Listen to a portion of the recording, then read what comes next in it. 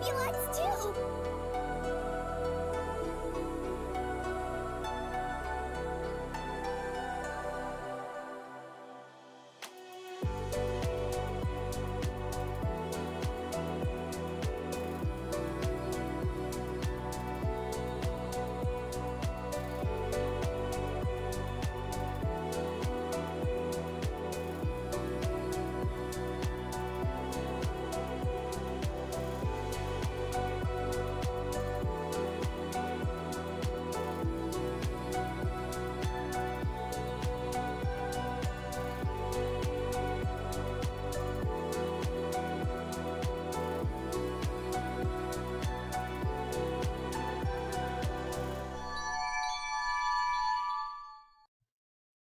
Hi, Papaya! How are y'all doing today? Hope we are having a lovely, lovely time. It is Sapphic Sunday, everyone's favorite day, am I right? We all love Sapphic Sunday. It's when we get to enjoy the nice Sapphic games. Like the one we're about to finish today. We are on Chapter 4, the final chapter of The Mysterious Thief, Forget Me Not, made by the lovely solarProtag. As always, you can check out the game yourself on both the pinned message in chat and also in the link in the YouTube VOD description. It is a lovely game. I am excited to be finishing it. Once again, big thank you to solarProtag for giving me a Steam code to play this game fucking like months ago. It's been months ago. It's fucking wild. At least almost 2 months, I think, by now. I'm excited. I've been really loving it. I'm really enjoying it. Big love. Big shout out to them for the amazing work they did on this game. And all that jazz. I've been waiting all week to play more of it and finish the game. So just like last chapter, just like chapter 3, which chapter 3 we covered and followed the story of Crow a bit. We saw a bit more of the aftermath, what his secret job was that he was hired to do with the museum, which was to scout around and do some research about some of the rumors on the lead dancer. I forgot the exact word title for them. The lead male dancer. There were scandalous rumors, I assume, about him being a playboy. Is my assumption. I don't think I ever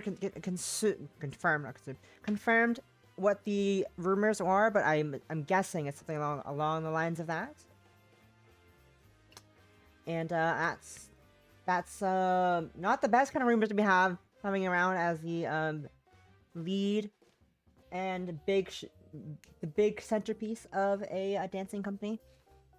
You know, it's not really good to have that as reputation, but the rumors are in fact false. They are not true.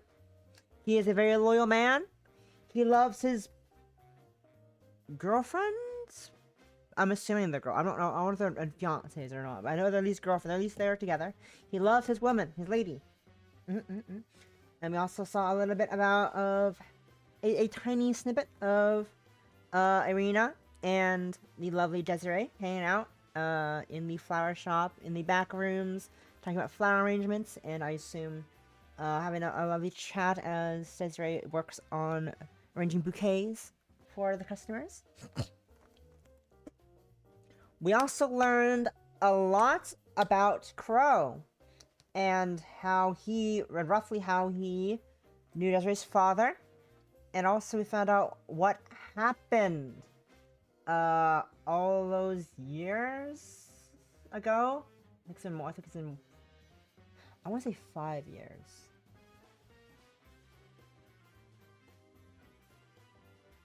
I think it was 5 years. I don't remember. But sorry. I'm watching my friend look at their VR chat after on Discord. Ma'am?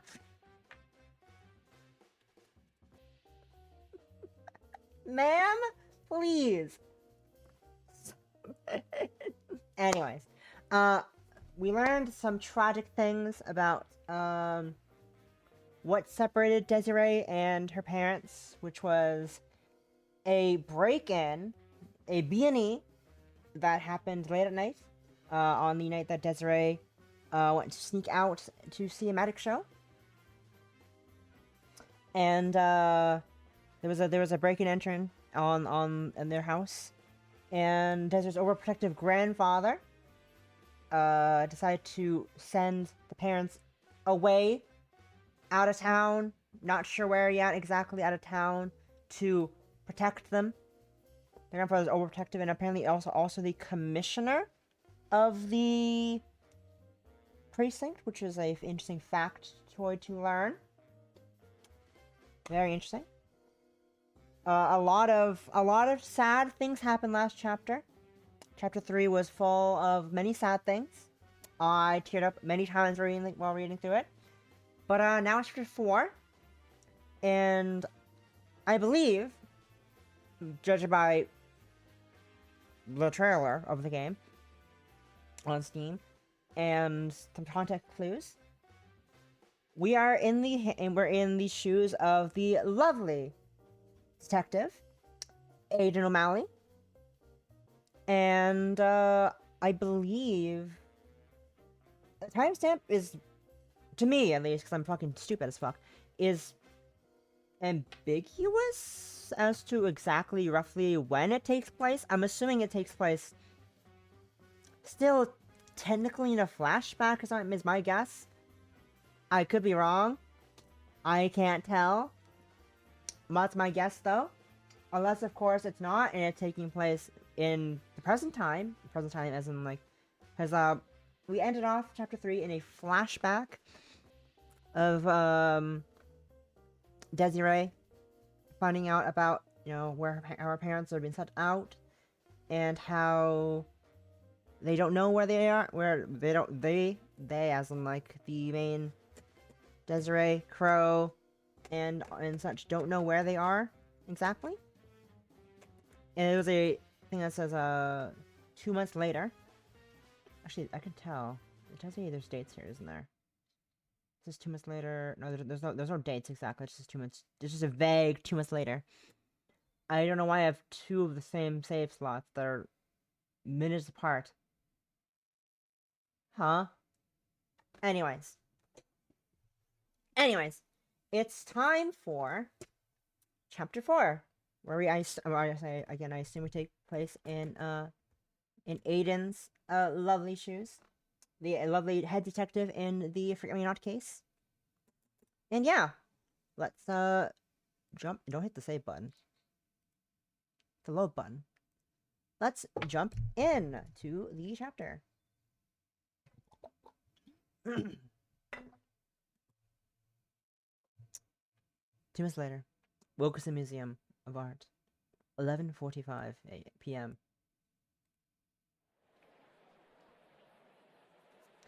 This is Twinbells News, live at the Wilkinson Museum. Excuse me, officer. May I have a few words for those watching at home? Come on! Take a pic before shit goes down! Crowded and noisy. Not normally words you'd use to describe a museum this late at night. And yet, that's exactly what you'd call this giant crowd, all together at a time when most should be at home asleep. A wide variety of people, families, reporters, even students, who are all gathered for the same reason. The mysterious calling card that arrived at the precinct a week ago. Okay, so this is the start of Desiree's career, roughly. Okay. So it is 2 months after the flashback. Still in the flashback, still in the past. The beginning of Desiree's career, I'm assuming. Roughly around that time. Okay. Cool. Good to know.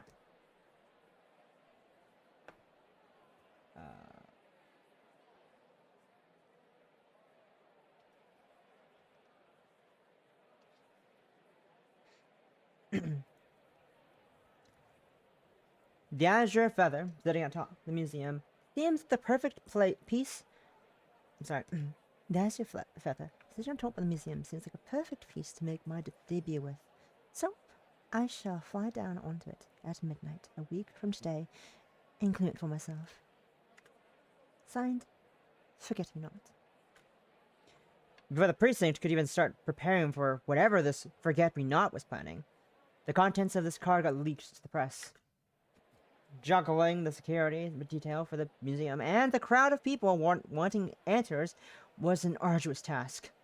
We still managed to finish preparations for tonight. In contrast, the energetic crowd blocked by the barricades, the officers lined up near the foot of the museum finish up their roll call in ordinary fashion. Also, I forgot to say, hello, Akimi and hello, Possum. Sorry, I got distracted by when during the recap. How y'all doing? Hope you have a lovely Saturday Sunday so far. Hi. I got excited to play game. Sorry. I got excited by visual novel. You like me? You like me? It's good. Visual novel's good. I'm excited. I love reading visual novels. It's so fun. Good games. Anyways. All officers accounted for, sir. Great work. Good work, even. I can read. Inspector Harrison. Okay. Now, everyone, go to your stations and be ready for anything. Sir, sir! The swarm of officers of various ranks disperses, as each one finds their spot along the perimeter of the museum. Inspector Harrison watches them and the ever-growing crowd behind us, all while fiddling with his mustache, more deep in thought.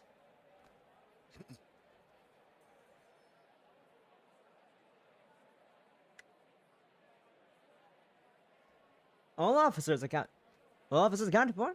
I forgot what voice he had this man like minutes ago. God damn it. Ah yes, all officers accounted for. All officers accounted for. Here and on the roof. All blind spots thoroughly checked. Everything is going smoothly so far, but we should keep our eyes peeled. Isn't that right, Remind me who you are again? Detective Aiden O'Malley, sir. I just transferred from Manchester about a month ago. Wow, look at him. Look at this dapper fuck. Look at this dapper fellow. Look at him. Look at them. Some dapper.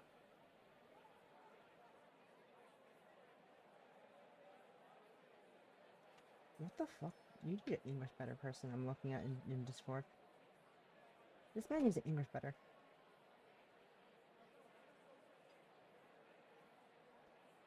Anyways, sorry. I'm gonna be distracted by poor English.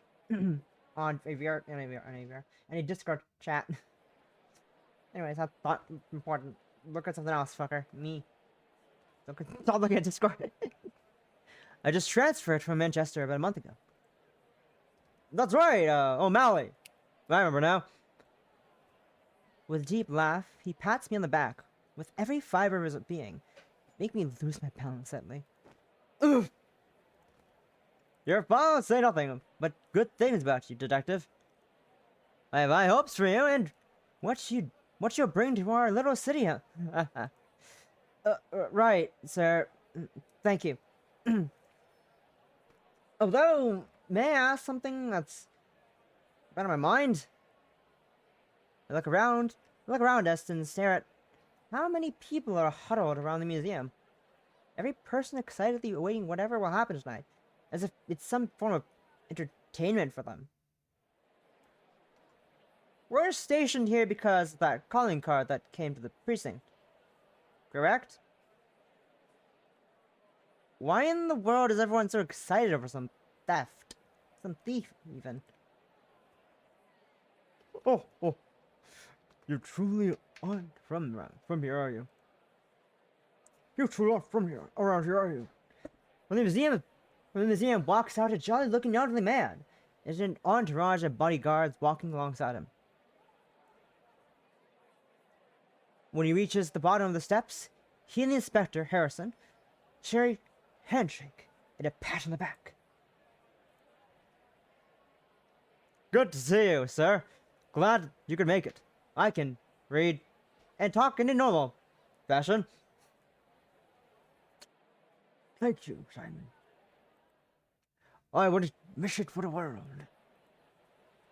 O'Malley, this is Sir Andrew Wilkinson, the owner and main curator of this museum. Detective Agent O'Malley, sir. A pleasure. We exchange a firm handshake, and lets out another deep chuckle. So, you're the new detective Simon told me about. I expected you to be quite a bit older, considering what I've heard about you. Thank you, sir. But could you explain what you meant if that isn't too much of a task? Oh, no need to be so formal, boy. My boy. Sorry.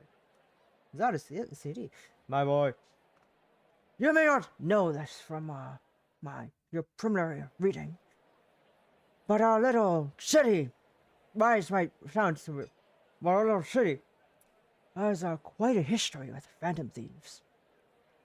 For years now, ever since a certain thief retired, people have tried and failed at becoming the next great thief of Twinbells. I'm not surprised in the slightest at the turnout tonight has brought the people are anxiously waiting what will happen this time.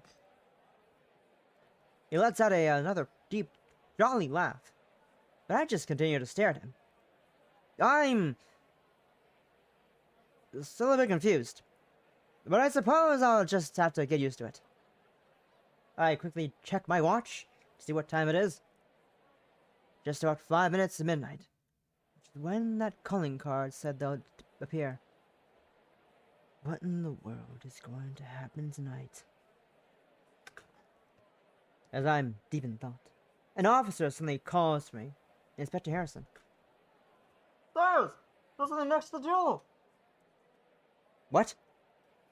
Grabbing a pair of binoculars, Inspector Harrison quickly turns and looks up at whatever is near the jewel. That whatever turns out to be just a little white bird, sitting comfortably on top of the jewel's case. That's just a bird. That's just a bird. You got me so worried over nothing.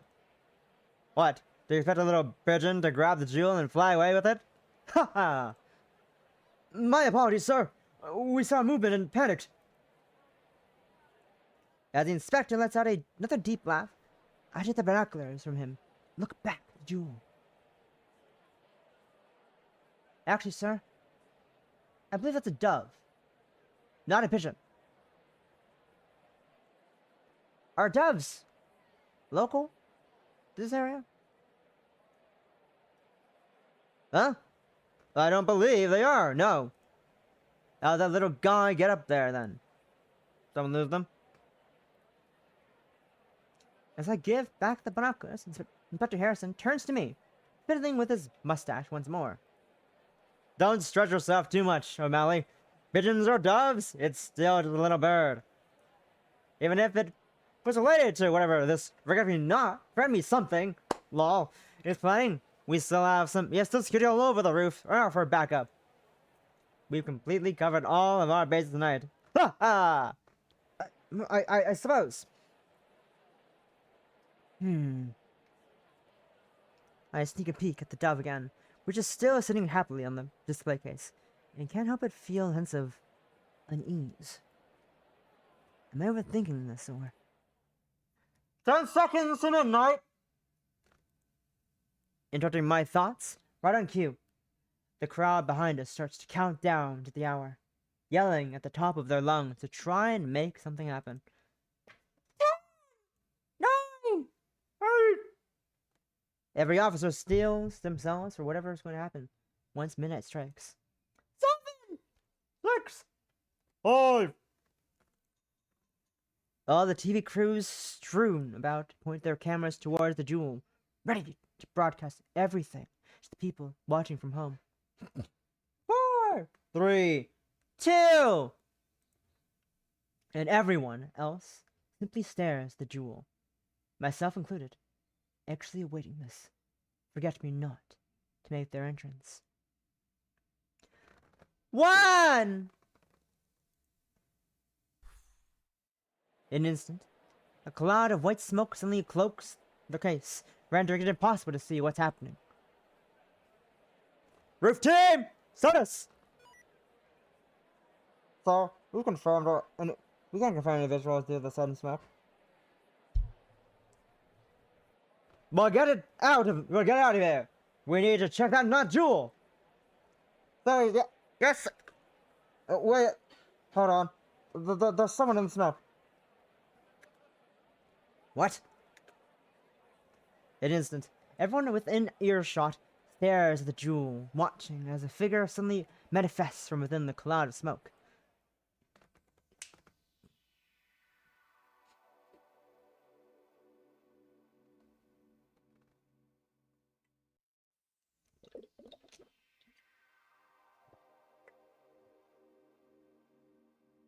Look at her! Majestic, mysterious. How? The crowd outside the museum goes absolutely wild over the thief's entrance. Meanwhile, every officer stationed about the museum stares in disbelief. Inspector Harrison breaks out of the stunned silence to yell at the roof team over the radio in his hand. I thought you said you had every area covered up there. How did they get that close to Jewel? We don't know, sir. No one's stationed at any of the paths report anything. It's like they just suddenly appear out of thin air. The inspector continues to yell, both over the radio and to the officers on the ground. They're stuck to the jewel now, so grab them quickly, before any damage happens to it. Ground team, work on handling the crowd. Yes, sir! But as soon as the inspector finishes addressing everyone, we suddenly hear a voice over the museum speakers. Ladies and gentlemen,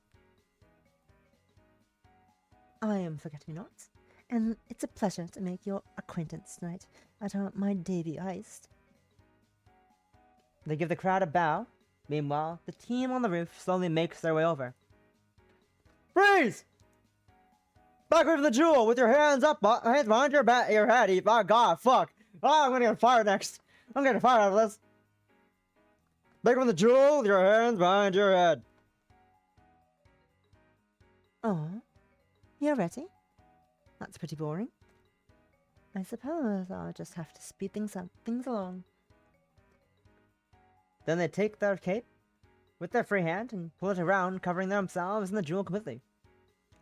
This lasts for a brief moment, and when they push the cape back, the dove that was perched on them is replaced with the azure feather. The jewel! Get in there before they can escape! Despite the inspector's yellings and the officers around them, the thief lets out a cheeky laugh. I've had my fun for tonight, so I suppose it's time for my exit. Good night, Twinbell. I'll see you all again soon. With a snap of their fingers, another cloud of smoke blankets them, in the jewel like before. The officers on the roof immediately converge on the pedestal. But then,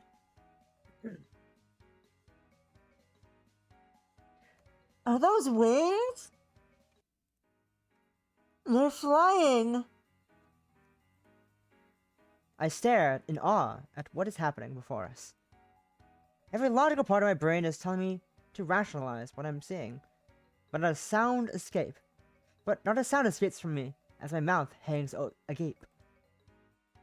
Even the inspector stares at them in shock, utterly speechless, and dropping the radio in his hands. And in an instant, after floating above the museum for a little bit, they vanish.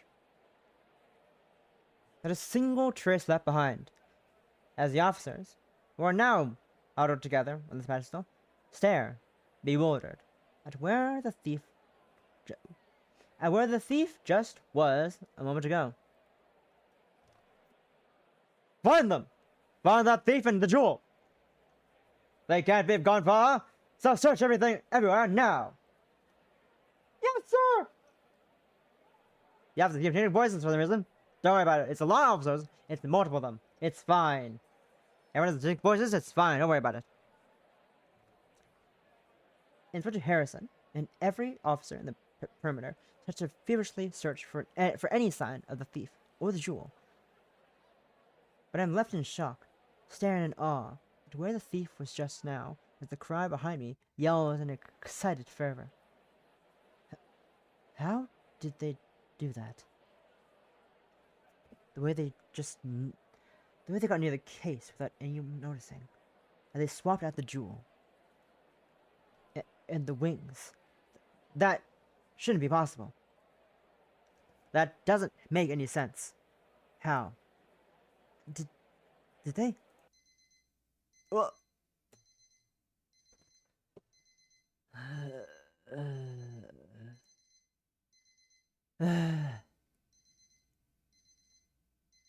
that memory again. Huh. And just like that, once again, it all goes away. The sights and sounds of the heist I relived through my dreams suddenly escaped me.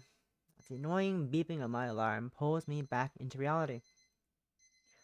The ground, I flop over my side and shut it off. Chapter 4. Aiden. Look at that fuck.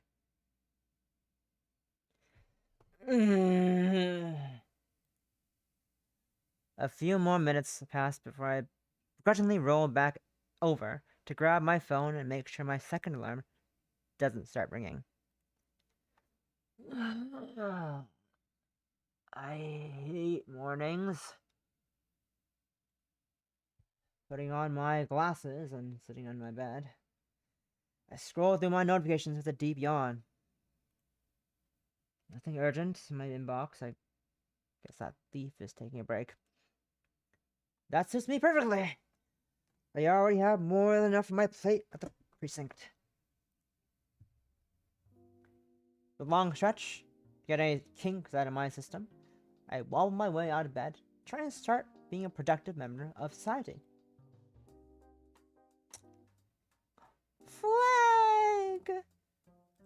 Flag. Flagging shrub? Flagging cactus? Right on top of my dresser sits a little plant with a flag stuck in the dirt, with stripes of yellow, white, purple, and black on it. I let a small sigh. The only real way I have been able to express myself in all these years. Doing something as small as this is nice. It makes me glad my name is gender neutral. We love a NB icon. I fix it up a bit, and I fix it up a bit so that it's not as slanted. To continue what I was doing.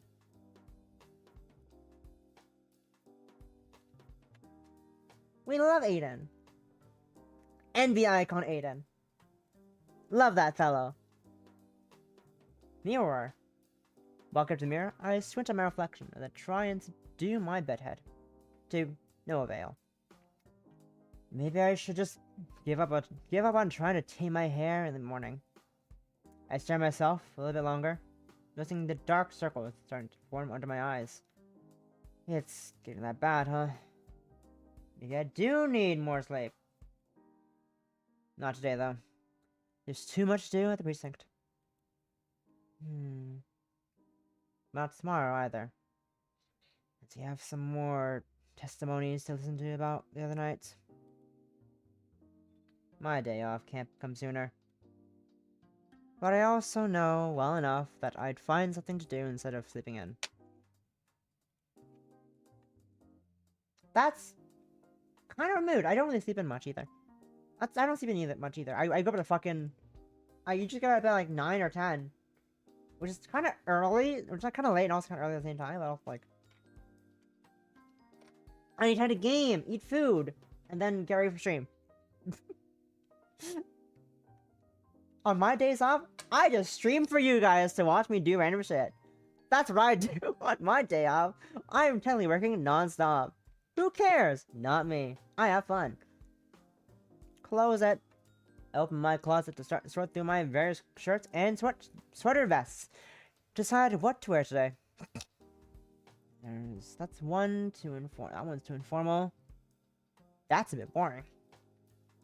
That one keeps getting weird comments about from people. Huh? Aiden? What are you wearing outside?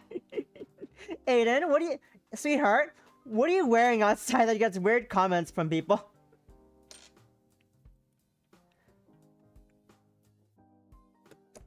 Oh. They say I look like a catchy guy or something from a video game when I have that one on. I see. I still can't tell if that's a compliment or an insult. After learning everything, I settled on a simple, white-collared button-up shirt. This will be fine. I'll be mostly wearing my jacket today anyway. Wait, is it a sweater vest? Wait a second. A catchy vest. Catchy persona vest. It is the vest! I see. I was like, looking in the closet. I was like, this vest looks familiar. It's obviously not the school uniform. Looks at vest in closet, stares at it. Catchy wears a vest at some point, doesn't he? He does. He wears that same fucking vest. I love this game. This game is so silly. I love it. It's great.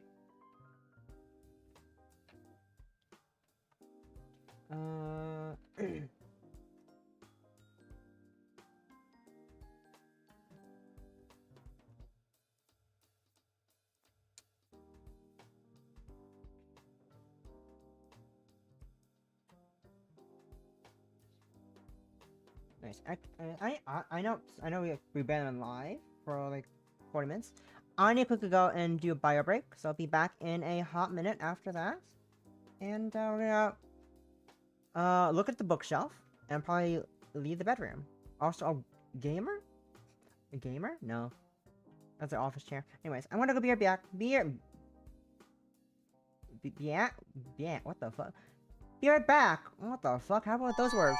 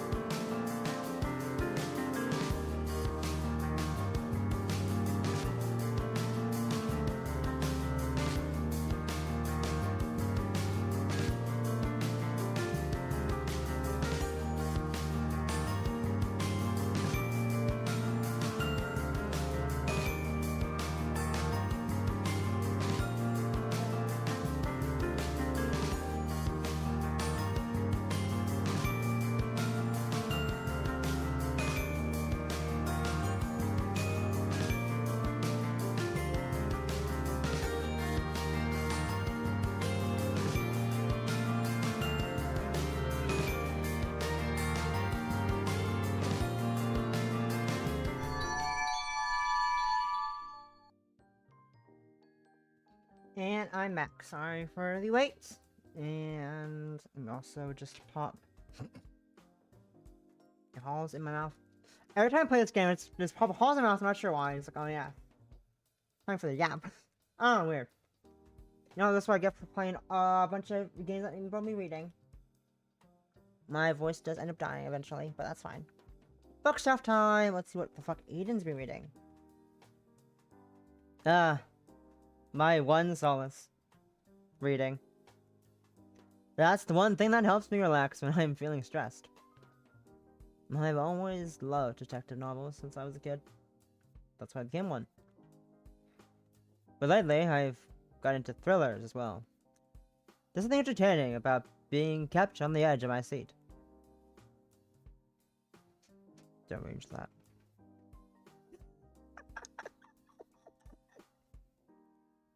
My mother got me an ebook reader for my birthday last year to have while I'm out of my patrol. I can't read English words good. Let's try that again. My mother got me an ebook reader for my birthday last year to have while I'm out on patrol. It's really convenient, but I have always preferred the feeling of flipping through physical pages. That's fair. That's fair, I got that. I have a few physical books myself. They're all piled up in my stack, in my room, in a fucking whole ass, in a single stack. Kinda dangerous. Don't have a bookshelf in my room. Lol. It's fine though. Don't worry. It's fine. It's all stable. About 90% of it is Yuri. Why not? Sitting in organized piles on my desk is what I was working on late into the night. Various accounts to sift through, throwing and denying leads about the thief's accomplices and suppliers. Just staring at all this makes me let out a giant yawn. To think a glorified magician make me work this much. Cannot believe it. Fucking wild. Fucking wild.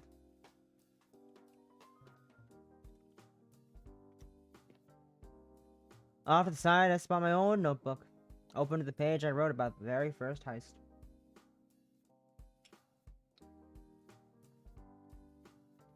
So that's why I had that dream again. I really should start rereading this before bed. It's been over 3 years and I still haven't been able to figure out how they got away with it. Everything else I managed to crack. But that debut heist continues to elude me. Close that notebook and gently put it back into its place. The rest of my notes. That's everything to look at, I believe. Bookshelf. Doors to leave. Mirror. Adorable flag. Dresser. The bed. As tempting as it is to crawl back to bed, I gotta get to the precinct. Can't even sneak a nap on break since I have so much admin work to do. If it's not the thief, there's always something else that needs my attention. Poor Aiden O'Malley. They don't deserve this. They need a long ass break after this shit. They need a proper break after this is all over. I'm hoping they get that. I'm really hoping they get that eventually. I feel bad. I feel bad for them. We're in so much trouble. We're causing them so much trouble. I feel bad. Yeah, we're good. Another big yawn. I let out another big yawn as I walk up to my bedroom door, thinking to myself, as were my eyes. I had to wake myself up soon. I'm not yawning all day. I wobble my way into the living room, the sunlight beaming directly into my face and from the outside. The day starts to wake itself up around me as I hear people and cars passing by on the street below. Check the time on the wall. You can see I have an hour until I need to be at the precinct. Just enough time to wash my face and drink some coffee. Leave. Papers. Kitchen. Wandering into the kitchen, I instinctively open the fridge and look inside. despite knowing there's nothing in it I want at the moment. Why do I always do that?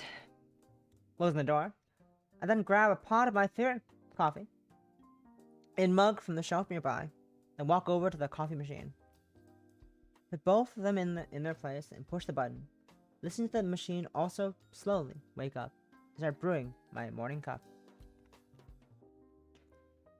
Following soon after is the usual ensemble. The dull hum as it brews the blend, the coffee pouring out, and then, finally, the annoyingly loud beep as it signals it's finished.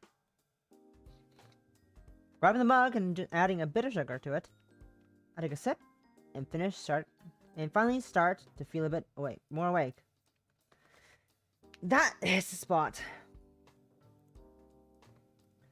With every sip I take, I feel my morning grogginess fade away, and soon enough, I feel much more energized. Kitchen done. Bathroom. I'll go over to the bathroom with a little beyond, rub my eyes again in the process. Washing my face with cold water usually does the trick. Take out my glasses and proceed to give my face a few thorough rinses with cold water. As I stare at my reflection for a moment, vaguely seeing it being slightly more awake than before, I sigh. I wonder what it's like to be a morning person.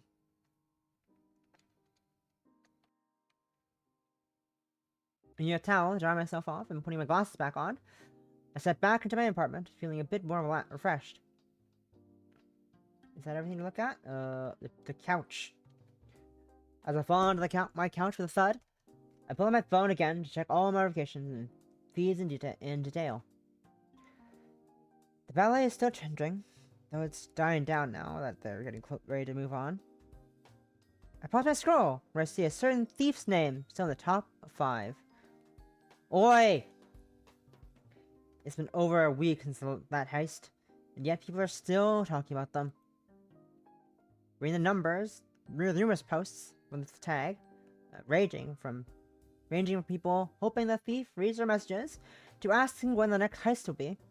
I let a sigh. I don't think I'll ever get used to how much the city loves phantom thieves.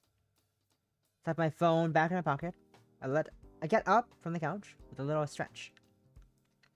That's enough lounging for now. Okay, is that everything to look at? Couch done. The floor, umbrellas, keys, door. Bedroom. Bathroom. Well, time to head out. Am I ready to leave? Yes. I grab my jacket and keys near the door, then double check to make sure I have everything. My lips are dry as fuck. Give me a second, I need to apply more chapstick. Let's start with chap. It's getting that time of year where it's getting cold outside, the air is getting drier, life's getting annoying, all the fun things.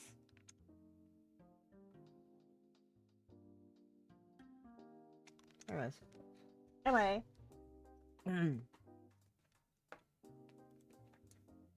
Phone. Check. Wallet. Check. Keys. Check. That's everything, so I'm good to go. So a quick glance at my wristwatch. I see that I still have about 45 minutes until I'm to be at the precinct. Perfect. Just enough time to grab some breakfast from the coffee shop here, HQ. I look back inside my apartment for a bit, checking one last time to make sure I have everything. Then, walk out and lock the door. Dog! A quick drive later, I arrive at the precinct, right on schedule. Weird ad now. Sounds I've grown accustomed to greet me as I walk in. I start to feel like my day has finally begun. Dr. Formali, sir!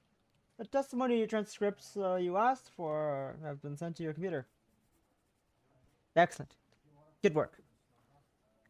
Detective! Some of the evidence from the previous heist needs to be inspected. Have them transferred to me, and I'll get right to it. Or get on that. Yes, sir. Off near the water cooler, I spot Inspector Harrison. He missed me. I walks my way with that giant grin he always has on his face. Ha ha! Good morning, O'Malley. With a jolly laugh, he pats me on the back with full force, knocking me off balance slightly. Ooh. Good morning to you too, Inspector. You'd think I'd be used to that by now.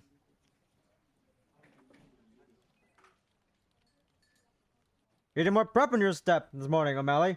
Otherwise, the day's just gonna pass on by like a blur. I'll, try my best, Inspector. Good, good. I'd like to talk to you about something in my office later, by the way. Is all things super urgent? It's not a rush. I understand. I'll come by when I finish my morning tasks. Excellent. Take your time, and I'll see you later. With another pat on the back, he walks off towards his office and shuts the door behind him. I then sigh as I walk over to my desk and promptly make myself comfortable. Time for the boring part of my day. I crack my knuckles like I did in real life, actually. Lol. I crack my knuckles and turn my PC on, ready to tackle today's pile of work. Now, let's see. Why don't I start with those testimony transcripts? Sometime later. And send. Phew. In what feels like both a blink of an eye and an eternity at the same time, I managed to make a dent in the mountain of work that was waiting for me. I stretched and cracked my back after sitting for so long, as I noticed the clock on the wall. Is it really just about lunchtime? I suppose a break would be nice. Maybe I should see what the inspector wants as well. Look around the corner. Look, doggo. Alex, the dog. We gotta pet the doggo. We gotta pet Alex. I look around quickly to see if anyone's watching. I walk over and start petting the dog sitting in the inspector's office. What are you doing here, Commissioner Alex? I thought you were supposed to be in the homicide division. He starts panting excitedly, practically pushing his head into my arm for even more pets. Hey, I thought you were taught to be more stoic. He starts to get rowdier, and the more I pet him. So I pat him lightly on the head to signal that he should back off. As I stand back up, he looks at me with those big round eyes of his, which causes me to sigh. I'm a puppy at heart, I see. Hello, phone. What do you want? I see. You can stay here until your owner is in the other wing comes to pick you up. Even I can't read words. Again. Alex let out a happy bark. They got comfy in his favorite spot once more. What does it say about me that I think animals are a dozen times easier to talk to than people? It means you're a normal person. Dogs are cool. Animals are great to talk to. They're great to vent to. We love venting out to animals. As I lounge a bit and feel my throat get dry, mood, and then realize my mug has been empty for a while. When I try to take a sip from it, air.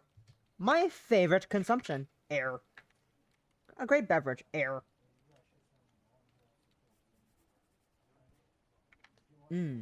Air. A great beverage. I really need to bring more water with me. Mood. I noticed a lull next to the water cooler. Decided to take advantage of it. Get myself something to drink. while I'm filling up my mug. And over here, a couple of other officers chatting at their desks. I was getting some coffee earlier and walked past a bunch of kids talking about that thief's last heist. Dang, still? It's been a week. You'd think they would have moved on by now. I know, right? That thief only got more popular after that whole fiasco with the ballet. Can only imagine how much that one ballerina would have gotten pestered if we hadn't managed to cover up her identity fast enough. The other officer lets out a deep sigh while taking a sip from his coffee. Get into the force? When I got into the force, I wasn't expecting my years to be spent chasing after some annoying magician. This remark gets a chuckle out of me. Out of his colleague, even. I don't mind. I don't mind it honestly. At least, not anymore. Sorry. I'm laughing at myself. You can't see it. I don't think you can.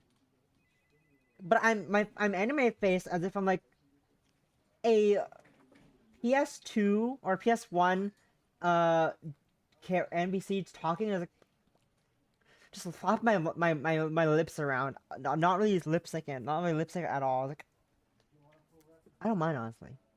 At least not anymore. I'm dumb.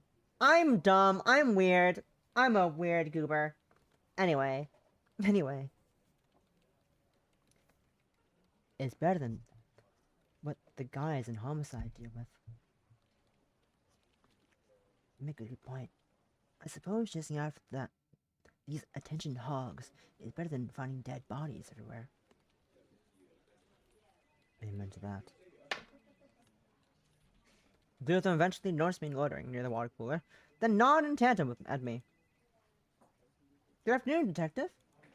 Good afternoon. Keep up the good work. Thank you, sir. Thank you, sir. On cue, they shift back into working on whatever tasks they had before taking their break. Meanwhile, I finished filling up my mug with cold water to take back to my desk, taking a sip from it along the way. One, how big is your mug? Two, how slow is your water cooler? They finished that whole side convo. You just finished water cooling. How slow was that water cooler pouring out water? Or just distracted completely to not be looking at what the fuck you're talking, to not even get any water while that was happening. Who knows? Not me. Don't worry about it. Bored. Off near the eastern wall is one of the many cork boards we use to organize our thoughts and information. Pinned all around. This one is everything we've gathered so far about the thief's identity, which admittedly isn't much. Newspaper clippings, blurry photos, old calling cards. After almost 4 years, that's all we have on the thief. I sigh as I glance at everything on the board, with a clipping about their first heist sitting proudly in the middle of it all. That thief. I wonder what these years have been like for them. Everything about them is so bizarre. Their methods, their targets, even their motives aren't clear. It really feels like they're missing something obvious about them. But what? We'll never know. Chief's office, dog, water cooler. Whoop. Desk.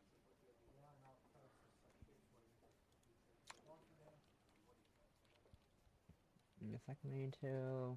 Oh, that's cool down. Yes, I let an audible sigh as I look back at my desk. The growing pile of work that's sitting on it is practically taunting me at this point. I made it dense, but there's still so much left to do. For the testimonies, sorting evidence, organizing interrogations, routine checks on the museum for suspicious activity, or anything left behind. This pile only gets worse after every heist. I still have a couple things left to finalize about the Sunrise Glow heist too. I do my best not to I do my best to organize the miniature mountain of work in front of me. And I think to myself, I wish that thief would take more time off so I could get through my work faster. It doesn't help that the inspector likes to hand tasks off to me when he's busy with other things. Ugh. Lissai. Lissai! Anything else? Nothing? Desk. Plant. Door. Coworker's desk. Cooler. Dog. Clock. Lights. Suspicious red binder? No, nothing. Okay. Let's go see the inspector. Ready to head in? Yes. That's enough for a break, I suppose. I quickly clean up my desk before standing back up, taking a quick sip from my mug in the process. My mug of water. Cold as water. I then walk up to the inspector's office and only knock on the door, announcing my presence. It is Detective O'Malley, sir. You want to see me? O'Malley, come on in. What's inside? I give the inspector a polite nod. My apologies if I kept you waiting, sir. No worries, O'Malley. There's no problem at all. You've got quite a bit of work on your plate as of late. What with the 2 heists in a row and such. I applaud you for being on top of it like you have been. Thank you, Inspector. Although I really haven't. He lets out another jolly laugh before pulling out some documents from his desk. Well, I called you over, because there's actually some things I need to add to your itinerary. God damn it. Some things, sir? Just a few odds and ends. Nothing that should be an issue with it to you. He then hands me a large folder of documents and leaflets, the weight of which catches me off guard slightly. This is a few odds and ends.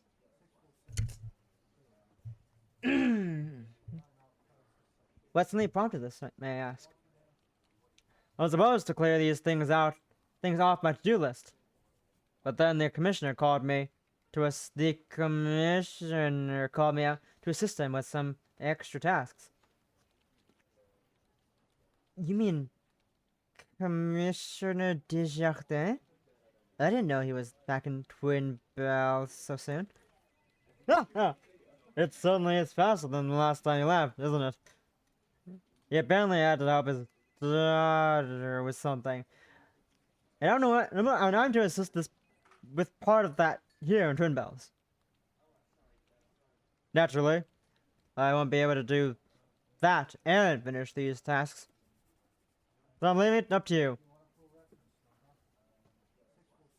I stand back at the behemoth in my hands, and I try to hide my dissatisfaction. Gen Z stare. Gen Z stare. And I was halfway through my workload too. Gen Z stare. Very well, sir. I'll see to it that this jet's work gets finished as soon as possible. Excellent! I knew I could count on you, O'Malley. He then proceeds to give me yet another firm pat on the back, which I brace myself for, so as not to drop the files everywhere. So, what exactly is in here? Oh, just some tasks to round off our work from the last heist. Things are just double checking the leads we have on how the thief interfered with the ventilation in the vans. Visit the hotel to check to my witness reports, and visit the ballet director and key ballerinas for final questioning. Double checking the theater, all and staff, and confirm or deny correlations between the ballet and the heist. And finally, visiting the museum to interview Sarah Wilkinson and inspect the scene. And that last one was already on my list. Haha! That's even better. We need to finish this stop before the ballet moves on. So up to it, detective. I expect great things from you. Thanks. No pressure. Thanks, Inspector. No pressure. This is so easy to say, you know? In an instant, I'm being shoved out of the inspector's office, feeling dazed as the door closed behind me.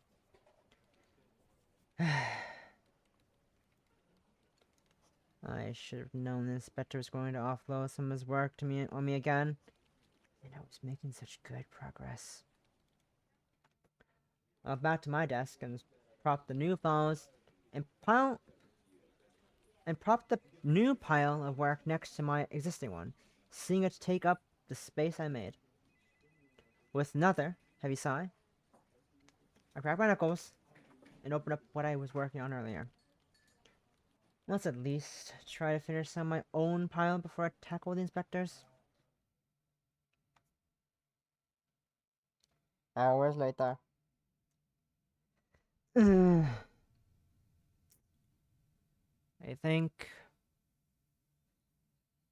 that's finally everything.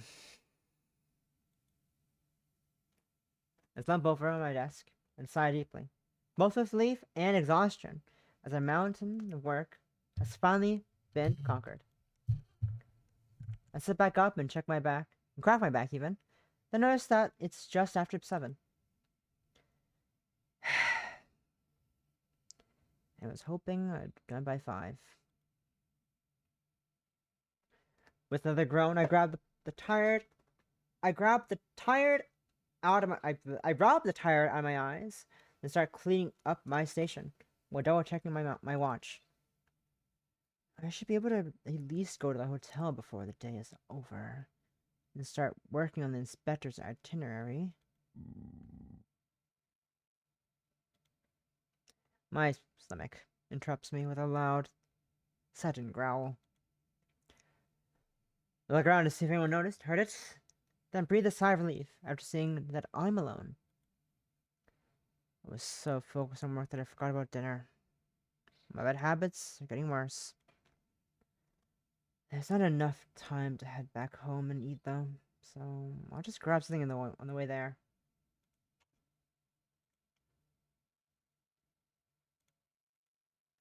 I stretch once more and pull out my phone to call the ballet director as I make my way out of the precinct.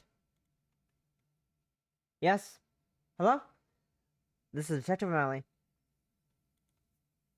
My apologies, I'm calling you so late, but I was informed that the inspector was requested one final round of questioning from you, and select answers.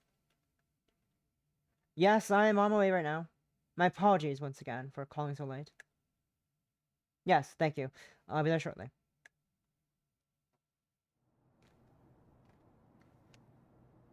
With the dull hum of my car slowly fading out, I idle on the street corner not too far from the hotel.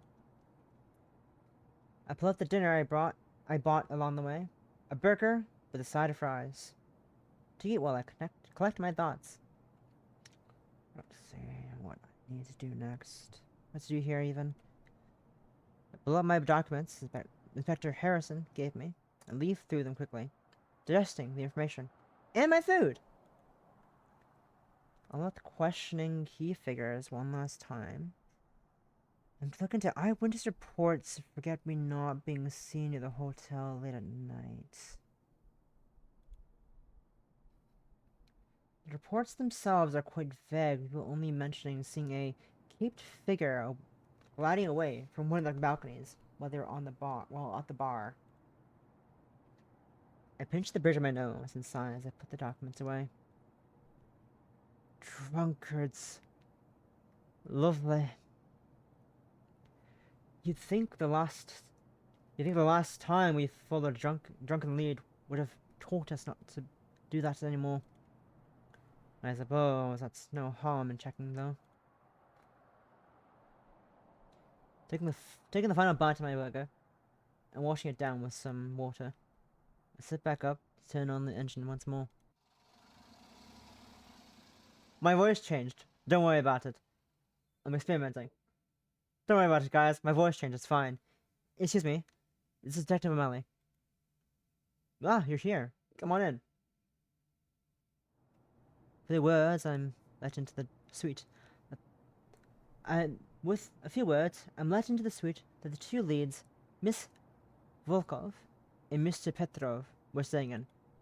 It's quiet in here, with only the faint sounds of the city outside as background noise. Two of them greet me as soon after I walk in, both in comfortable clothing as they were getting ready to head to bed before my arrival. Good evening, Detective. Good evening to you, too. Thank you for taking the time to see me. I know it's quite late. You're welcome, and don't worry about it. Yeah, it's no problem at all. Ms. Volkov then lets out a deep sigh. Seriously, though, more questioning? Didn't we give you everything the last few times someone from the force has come by? I know. I apologize greatly for that. We just want to be absolutely sure of our findings before we close this case. As well as some new information we've gotten a hold of. Fine. As long as this is the last time. To think one thief could cause this much of a ruckus. Just sits back down on the bed and makes herself comfortable. I pull out a seat of my own. Pull up a seat of my own, even. Alright, let's just get this over with. All my accounts about the heist itself have not changed, so is it alright if we skip that? Same with Damien. I just want to hear those same answers from the fourth time. That's fine by me. Helps me get home sooner. I don't have too many other questions to ask for that of you, so I'll try to speed things along even. Miss Volkov, have you noticed anything peculiar after the night of the heist? Just Magdalena is fine, thank you. And after?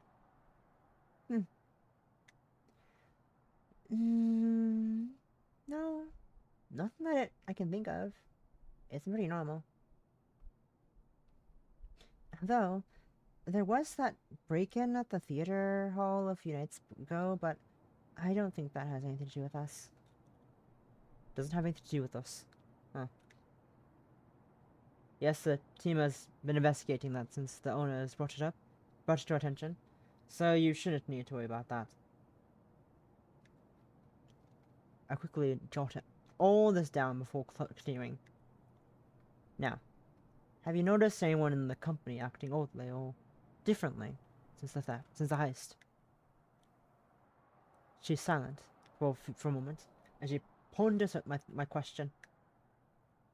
Not as far as I can tell, no. Everyone's been pretty alright. Even quiet. Everyone's been pretty alright. Even quite well because of this excited to stop giving us some time to breathe for once. Even someone like Irina, who normally works herself to the bone on practice sessions, has seemed brighter as of late. I see. Thank you. I turn my attention to Mr. Petrov, who has been standing by idly. Now, Mr. Petrov, I'd like to ask you these same questions, if you don't mind. Demon's fine, just fine. And of course, no worries. I haven't noticed anything strange with the heist, and no one's really stuck out to me being weird either. I see. Thank you. only all questioning sessions were this fast. Mr. Petrov joins Miss Valkov on the bed to make himself comfortable as I turn to another page in my notebook. Now, my last question. There's been reports of forget-me-not being sighted near the hotel at night. Would you two happen to have seen anything regarding this? What? Near the hotel? The two share looks of worry and surprise before responding. No, I don't think I've seen or heard anything. What about you, Damien? Me neither, to be honest. Although? Mr. Petrov scratches his neck, sheepishly, with a chuckle. How, late into the night were these sightings? Most people who've been asked said it was around 3 or 4 in the morning, usually. And we're quite useless in that regard. The two of us are the heaviest sleepers in the company. Miss Velkov lets out another sigh. That also scratches her neck, sheepishly. Yeah, once we lay in bed, we're usually out like a light until morning. So unfortunately, we don't have anything useful to tell you. Sorry. No, that's alright, no worries. I close my notebook and stand back up, giving both of them a firm handshake and nod. Thank you for answering my questions and for bearing with this one last time. It's no worries, as long as it helps. As I turned to leave, I reminded of something and promptly turned back around. Oh, I almost forgot. Admittedly, it's my first time questioning you here at the hotel, so I was wondering where Miss Lebedev was. She wasn't in other rooms. She wasn't in the other rooms your company is staying at, and I was only told the general vicinity you all were in. She's actually next door to us, in her own suite. Oh! I didn't realize she had her own suite. Yeah, it's a special accommodation due to her Madalena quickly slaps her hand over his mouth, the stern look on her face, then takes both hands and pinches his cheeks with all her might. Damien Emil Petrov! We just cleared out the rumors about you, and now you're speaking before you think again. Don't make me drill it into your head again.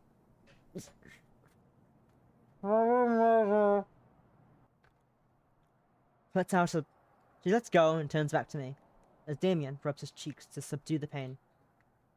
My apologies if I accidentally asked about something personal. No, don't worry.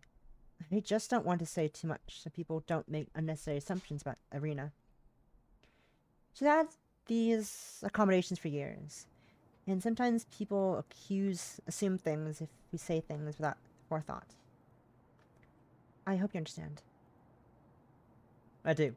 Thank you. That'll be everything from you, then. My apologies once again for taking up your time, and a good night to both of you. Good night to you too, Detective. That was not said correctly at all. Good night to you too, Detective. I give the two of them another firm handshake, then walk out of the room so they can finally get their rest. And I walk next door. Excuse me, Miss Lebedev, are you in? Oh no! Oh no! After the Russian accent again! Fuck! Just one moment. I'll be there.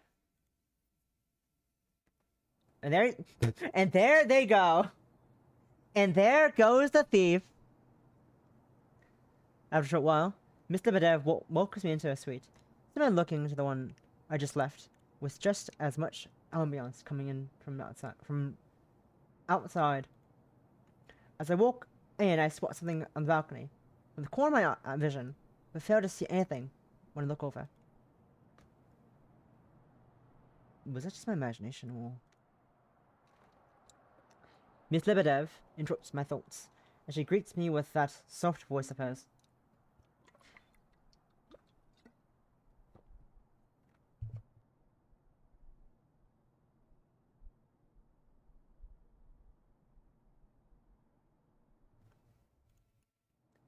Good evening, Detective O'Malley. Good evening, Detective O'Malley. Ah. Good evening to you too, Miss Lebedev. I gave her a firm handshake, to which she tops it off with her usual brim smile. Bright smile even. Brim smile. What the fuck's a brim smile? Bright smile. My apologies if, you had to wait for a bit. It completely escaped me that you were coming over. Not to worry. I was supposed to be here sooner than this anyways. My apologies for taking up your evening. Not to worry. Everyone, myself included, are mostly just winding down right about now. This is fucking French. I can't do Russian accent. I can't do female Russian accent unless I do this. But this is not what I want to do. This is fucking different. This is also slightly into French.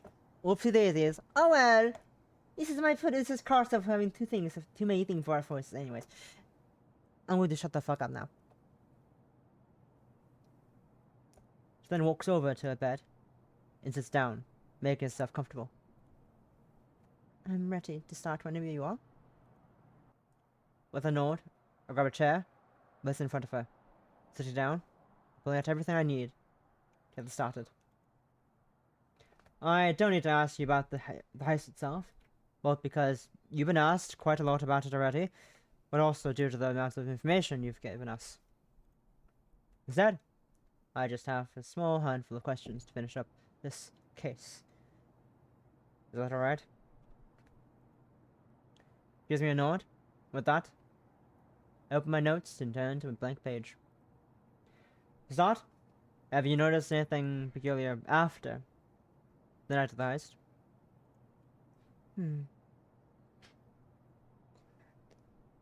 Anything peculiar? Everything's been the same as always, even down to how we spend our time. So, no, I don't believe so. I see. I quickly jotted that down, but remember, there was something of interest in one of the earlier sessions that I wanted to follow up on as I flipped through my notes. Oh yes, that reminds me. Your uncle mentioned that you had lost a ring on that night after the heist.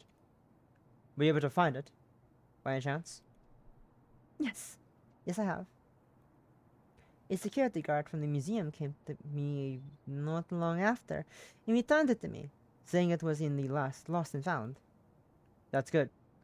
From the way your uncle was describing it, it seemed like it meant a lot to you, so I'm glad you recovered it. I write that down in my notes, and then move on. Now, my next question. Have you noticed anything in the company? Anyone in the company acting odd or different since the heist?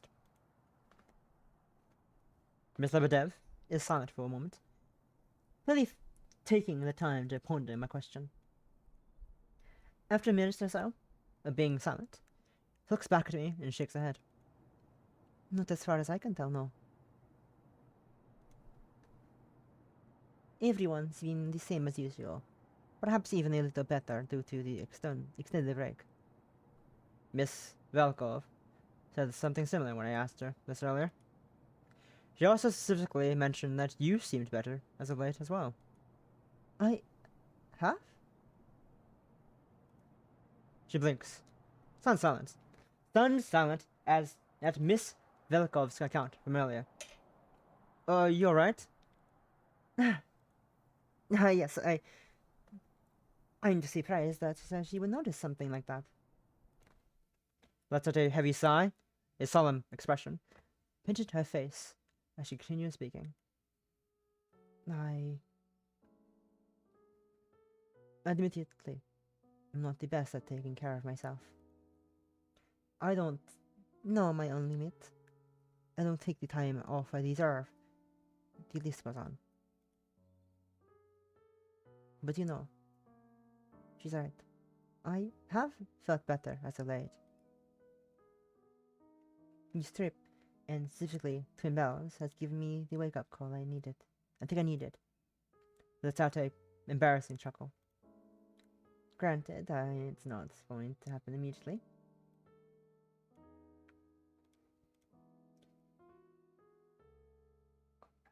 But I think with this, I can finally start to improve myself. A wake-up call. Huh. No, I'm silent. No, I'm the silent one. Twirling the pen in my hand as what she said resonates within me. I'd be lying to myself if I didn't admit I wasn't even the smallest bit envious. In her words, I hear the sensible part of my brain, for that tries and fails at getting me to take better care of myself. The part I push aside of my own volition so that I can focus on work. Detective? Are you alright? Concern snaps back out of my sudden melancholy as I clear my throat and turn my attention back to her. Not me starting to cheer up at this. What the fuck? Not me cheering up at this. What the fuck? What the fuck? Why am I so emotional? Fucking cheering up at just at that one text block. The fuck? The fuck? Jesus. Jesus. My apologies for that. Something suddenly came to mind. Let us continue. I flip open to the blank page and continue. Now, my last question for tonight. There's been reports of Forget-Me-Not being sighted around the hotel late at night. Would you happen to know anything that would help us verify these claims? Around the hotel? What would they want around here? I'm not sure. Personally, I'm skeptical. But it's always better to confirm claims like these instead of brushing them off.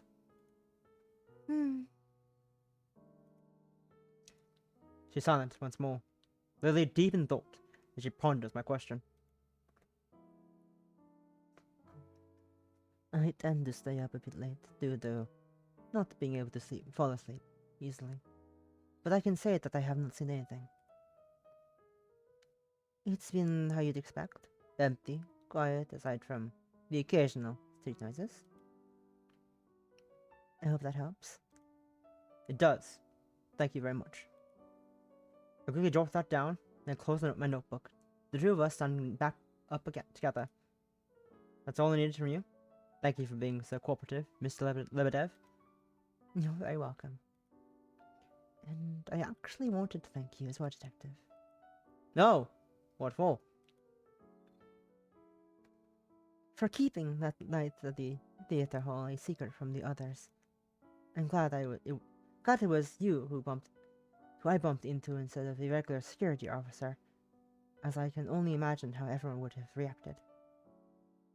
It gets a small chuckle at me, as I adjust my glasses. Well then. You're very welcome. Just as long as you don't forget your belongings, I have to make a midnight trip again. Now she's giggling at my quip, with a bright smile painted on her face. I try not to. We step towards the door, and share another handshake and a nod. Thank you once again for your testimony tonight, and I wish you a good night. You're welcome, Detective. Good night to you too. Stay safe. Safe travels home, back home. This is not the voice I gave her a week ago. I can't fucking figure that out again.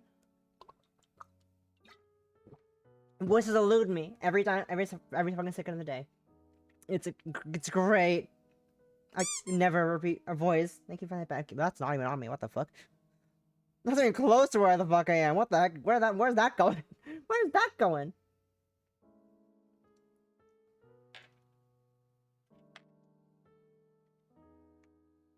I step out to the hallway and close the door behind me. staring at my documents with a heavy yawn. Yawn. I'm exactly where I want to be right now. Drop all these off at the precinct in the morning. The next morning.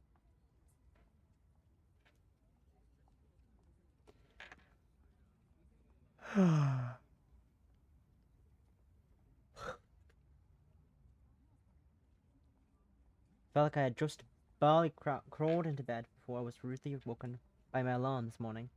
Possibly a testament to how tired I am. There isn't much I can do about that now. Come on, Aiden. Keep it together. As I walk into the museum, I trade salutes with a handful of security guards stationed around the entrance, all of them looking much more awake and lively than I am.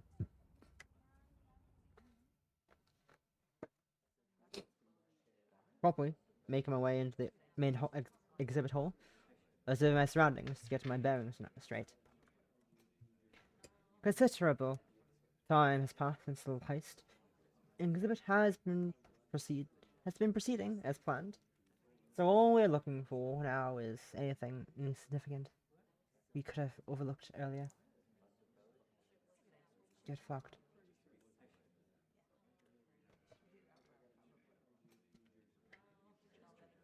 The exhibit is closed today, so we'll do one last formal sweep of the hall at our leisure. I'm not sure how much we'd find. It feels like we've already exhausted our resources, but I'd rather be absolutely certain than to haphazardly call this done with. All the officers and security guards, I spot Sir Wilkinson having his own jovial chat with one of his personal guards. He pauses as soon as he spots me, however, and makes his way over to greet me. Good morning, Detective O'Malley. Good morning, sir. Hope I didn't keep you waiting. Oh, no, my boy. I have enough on my plate to make the time pass by in a blur. I take another glance around the hall, turning back to Sir Wilkinson soon after. I don't see Mr. Wilkinson around. Is he not here today? Afraid not. Max is quite busy, and possibly won't be at the museum at all. Right about now, he should be at a meeting with the ballet company discussing the finale on the exhibit.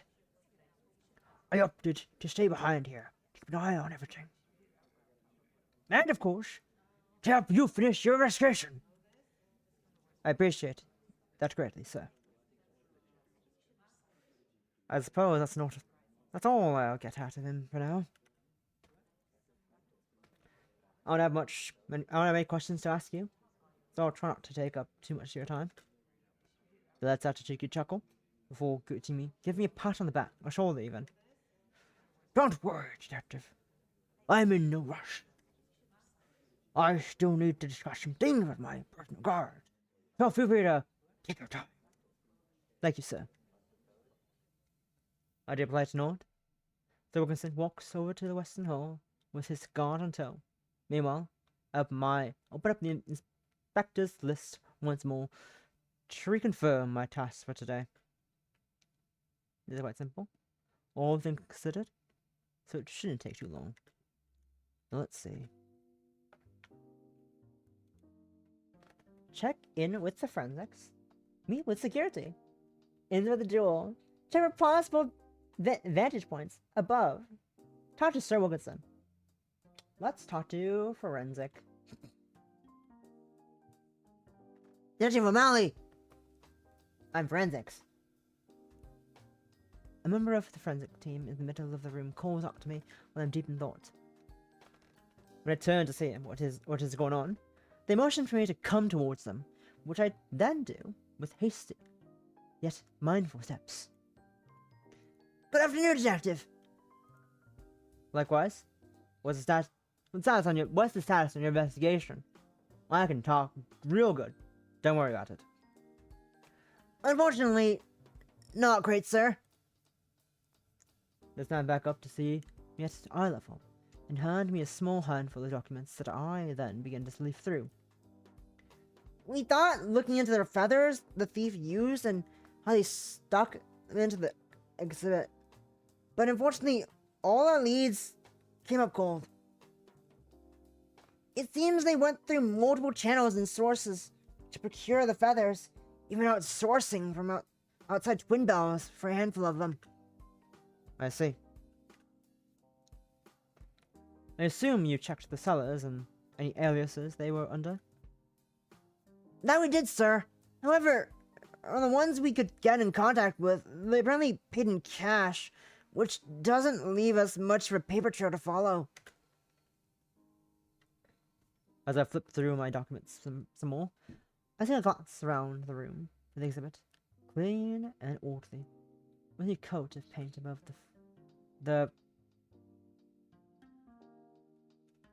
with a new coat of paint after the fiasco that night caused. And what about them plastered? What is them plastering the feathers along the walls? Yeah, sir, we learned that Mr. Wilkinson hired a company the week before the exhibit to repaint the walls and touch things up. When we interrogated them, we learned that a select few painters were tasked with painting the very spots the feathers were hidden, but we ran into yet another dead end. What? How? Surely they must have had a record of everyone that worked that day? That's what we figured. However, I lifted the documents in my hand to the last page.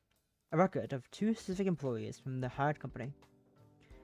These 2 were supposed to work that day, but when they were questioned, they said that their boss had called them before their shifts. According to them, they said that they had more than enough workers for that day, but they'd still be compensated. They swear up and down that it was their boss's voice over the phone.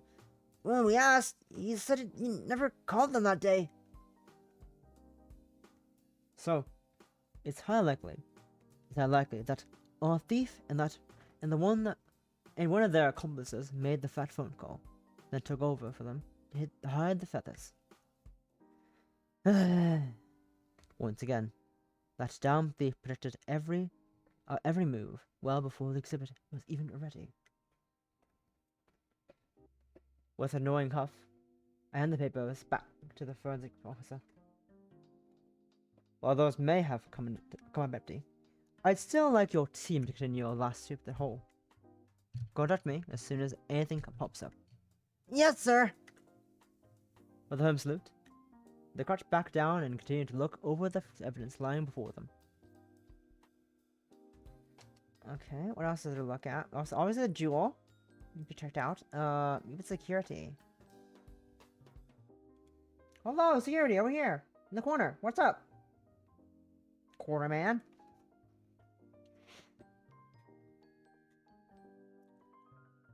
As I'm surveying the exhibit hall, an officer stationed near the eastern wing waves at me for my attention. Detective O'Malley. Detective O'Malley. I walk over to them with haste as they offer me a quick salute. Good day, officer. Good day, Detective. Likewise. What can I do for you? Sir, I remember the team in charge of keeping watch over the crime scene at all times. I was told by the officer before me that we have some new information to share with you. Perfect. Just what I wanted to hear. What exactly is this new information? I reached into their bag and pulled out a stack of documents, handing them to me as they continue. First off, the technicians from the museum got back to us about what happened with the ventilation system. All their findings are written in careful detail in those papers you now hold even. Living through the stacks of papers confirms what they say as each page is filled to the brim with schematics and paragraphs about the fire's vents. They also include information regarding how and when the thief and their accomplices could have taken control over the system. Excellent. This will be a big help. What other information? What other information do you have? Sir, this last bit is about the previous theft. The sunrise glow. Our team and the museum staff were able to confirm your theory about the thief's trick that night by replicating it ourselves. I knew it. I knew it. That's fantastic news. They'll finally help us close the case and improve security from here on out. Write up a full document. Write up a full document detailing the confirmation and fax it to the precinct as soon as you can. I am failing to talk, read English words in general. Dear God, I am doomed. We are doomed. Yes, sir. It's still so surprising though. The inspector was so certain that your theory about the jewel being swapped out for a fake to begin with was wrong. And yet, no matter how many times we tested it out, it went exactly as it did on that night. Yeah. I remember clearly. I remember clearly when I first brought it up to him. Whoa! Are you hearing yourself right now, Detective? The jewel wasn't there to begin with? I know it sounds ridiculous. Based on what we found, it makes it the most certain. The most sense, even. Inspector Harrison continues the holler, holding himself steady in his desk. You're killing me here, my boy! Let's assume you're right then. That the jewel was a fake, so that thief could do some trick with the lights. Then why make the whole heist to begin with? Ha ha ha ha ha! It makes perfect sense though. Using the glass panes he found set up inside the stand, the thief would shine a light onto the fake jewel. And if you timed that with the lights turning on, that would give us the effect of the jewel blinding us. Unfazed by the inspector's continuous laughter, I adjust my glasses. I've already set up a team at the museum to test my theory. They'll report back with their findings soon. I look forward to seeing that then. Ha ha ha ha. Fucking idiot. And look what's right, me, as always. Look at the officer standing at me in silence. Staring at me in silence, I clear my throat and bring my attention back to our conversation. Regardless, this will help us combat whatever the thief may try to do in the future. So be sure to give my thanks to the rest of the team. Of course, sir. We'll let you know first if any more information comes in. Excellent. Keep up the good work. I was just thinking that you look like the sort of person who would enjoy one of our fairy kiss chillers. I might. Yeah, actually, yeah. I'm gonna quickly go turn the kettle on real quick and be right back.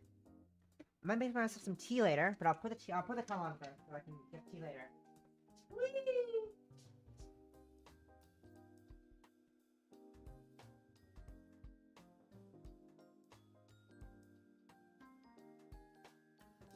And I'm back. Kettle's on. There's some warm water in there, so it shouldn't be too long before I get some tea. So I'll have to remember that. I'll have to remember that before the water gets cold again. Because Lord knows, I always forget I turned the kettle on. I'm gonna make some drinks for myself. I always forget, because last night, I forgot I was gonna make myself a hot chocolate. I turned the kettle on and then fucking forgot about that. Completely. All night. Good thing the kettle was up by itself. Offering another firm salute, the officer returns to their post. I continue my survey of the exhibit. Okay, next is a look at the jewel. Sitting pretty in the middle of the pole is the jewel that caused everything, the Black Swan. The overhead lights bounce off of it, giving it a mesmerizing red glow that never fails to capture the attention. People walking by, myself included. I take some time to look at the jewel, not only to inspect it, but to also use it as an excuse to catch my breath. That whole heist happened because of this one jewel. I wonder, would the thief have even cared about the exhibit if this wasn't the main attraction? As I continue to stare at the black swan, I find myself reflecting on that question. In the past 4 years, Forget Me Not has primarily targeted any ornate, sentimental jewels that the Wilkinsons get their hands on. Any time the museum has some sort of precious jewel on display, they can always expect a calling card soon after. But why? I wonder. They've never shown interest in anything else the museum has to offer. The fine art, the ancient pottery, the sculptures. None of that. And they always return the stolen gems soon after, like it's some sort of game to them. I rack my brain trying to make sense of it all.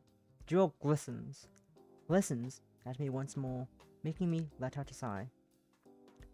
I suppose I'll admit, they always seem to have a knack for going for the prettiest gems. Especially this one. It's quite lovely. Feeling my exhaustion start to leave me. Adjust my glasses and check this out for my itinerary. That's enough for now. There's other things to be done. And that is, I believe, just talking? No, check the possible vantage points from above. Look at the window! The skylight! Blind myself! Look at the skylight. I take another look around the hall, this time more thoroughly, as my eyes are lit up the giant skylight that sits above.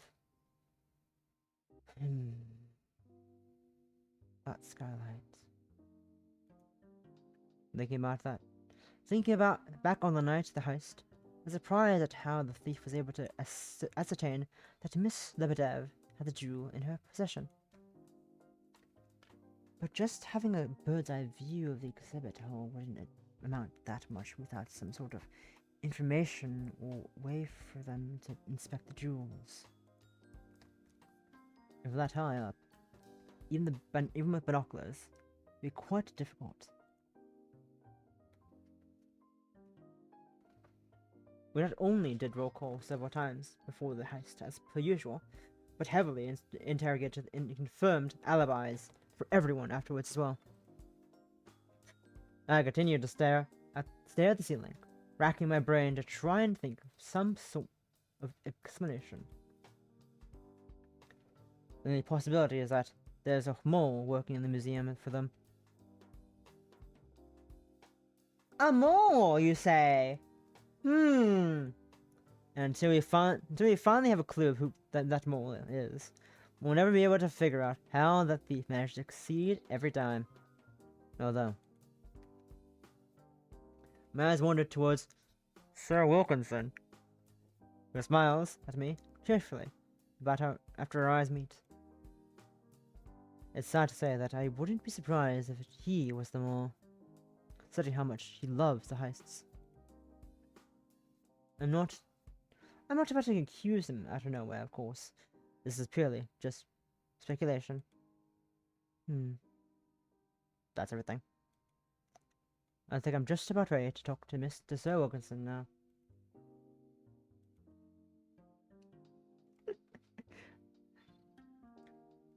Detective O'Malley isn't that dumb. He is in fact the smartest guy here. He's in fact the smartest man in the room. Why do you assume you're smartest in the room? Because he is. Right, day and night? Like, that's the wrong song, completely. Why do you assume that you're smartest in the room? Why do you assume that you're the smartest in the room? I don't know the lyrics of the fucking song. I never watched Hamilton at all. Never had time to watch Hamilton. At all. Completely. Lol.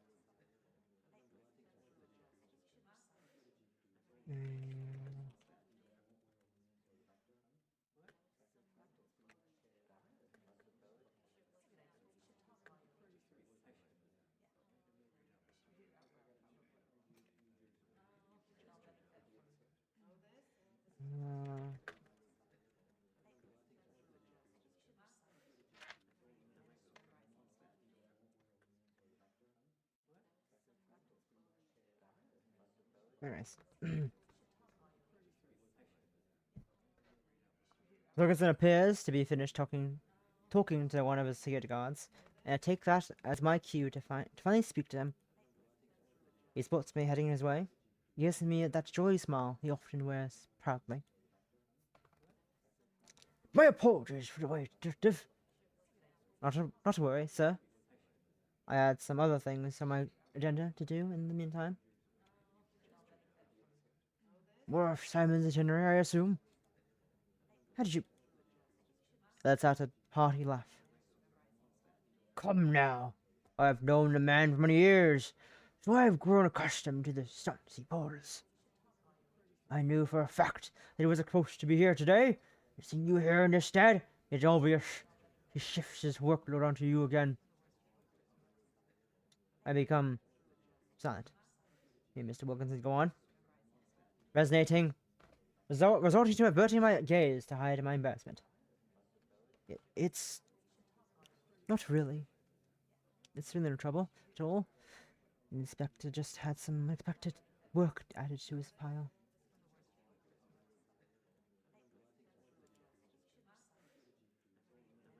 Of course. That's always how it is. What is this time, if I may ask? I'm not privy to the details, but Commissioner Desjardins is back in the city and asking for the inspector to assist with something.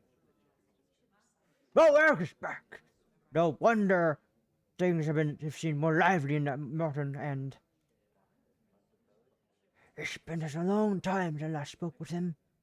Perhaps I should set aside some time.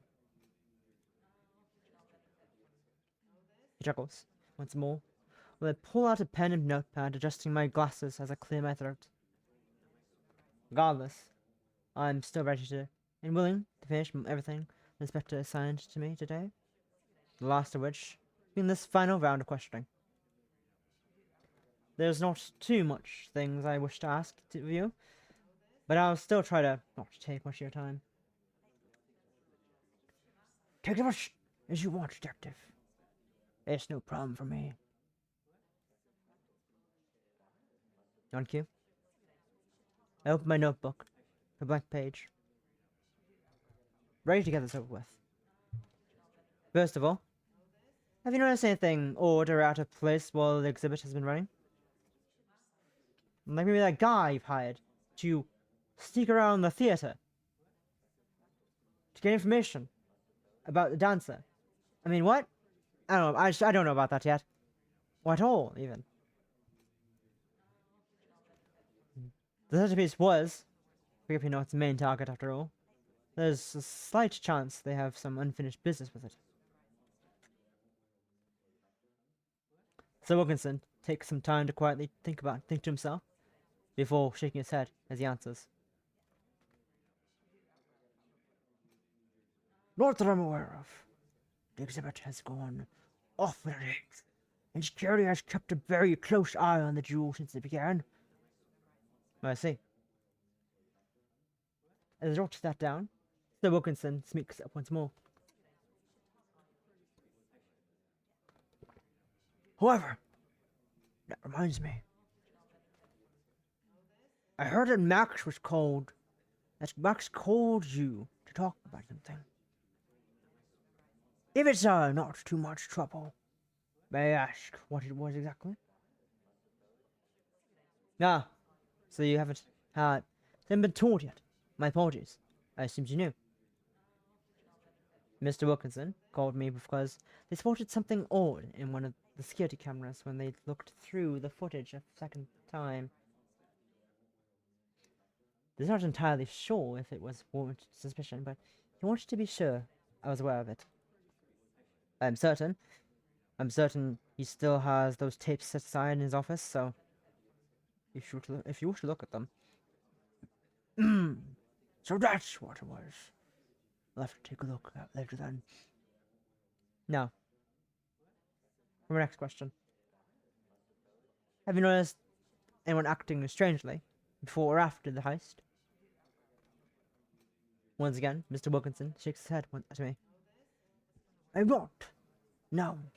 Everything has been the same as always. Albeit, the heist and the exhibit have both made everyone busier than usual, but that's to be expected. I imagine it's the same over at the precinct for you all. It's been about the same, workload-wise, even considering the situation with the ballet. I had a deep sigh as I tapped my pen against my notebook. Things would go much smoother, if that thief wouldn't come up with such outlandish heists every time. Oh, but that's what makes the heist so enjoyable. Things would be quite mundane if they did the same thing every time. You certainly enjoy those heists, don't you, sir? More than you can imagine, my boy. It's obvious that Forget-Me-Not is just having some harmless fun, and they just want the scene.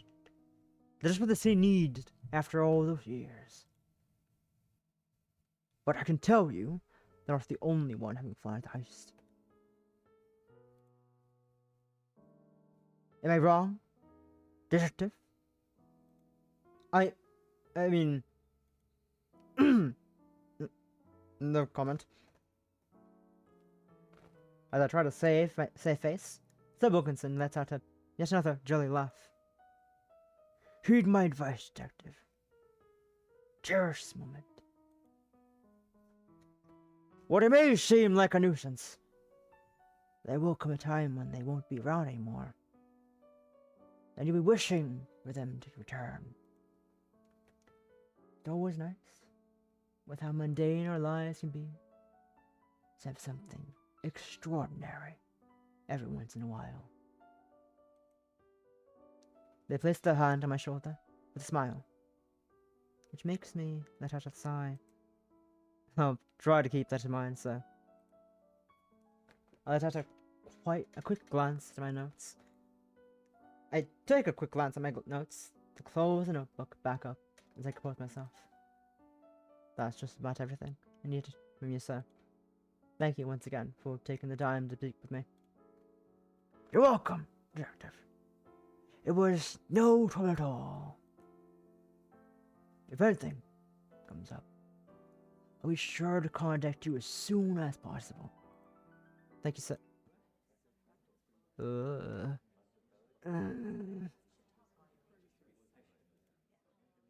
you alright, detective? I'm fine. No need to worry. I do my best to take off this sudden fatigue, but Sir Wilkinson continues to give me a worried stare. If you're absolutely certain, but be careful not to push yourself too hard. Of course. No worries. Take care, sir. You too, detective. And I mean it when I say not to push yourself. With a polite nod, I start to make my way out of the museum, albeit with slower steps.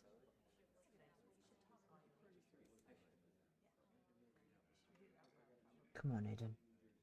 We still have so much to do today.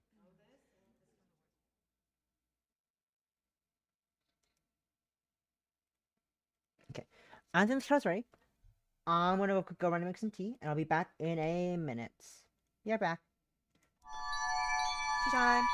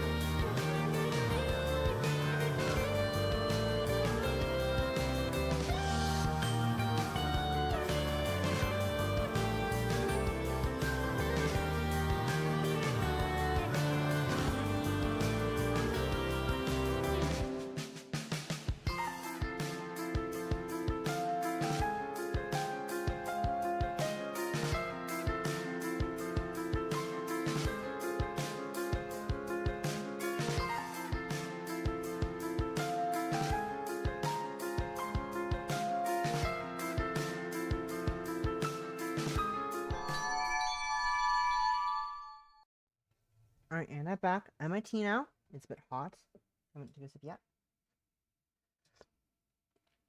Ooh, that's hot. That's hot. Oh, I have to get water. Fuck. Fuck, I'll get the water as well. Ah, run away, get water quickly. Ah! Water.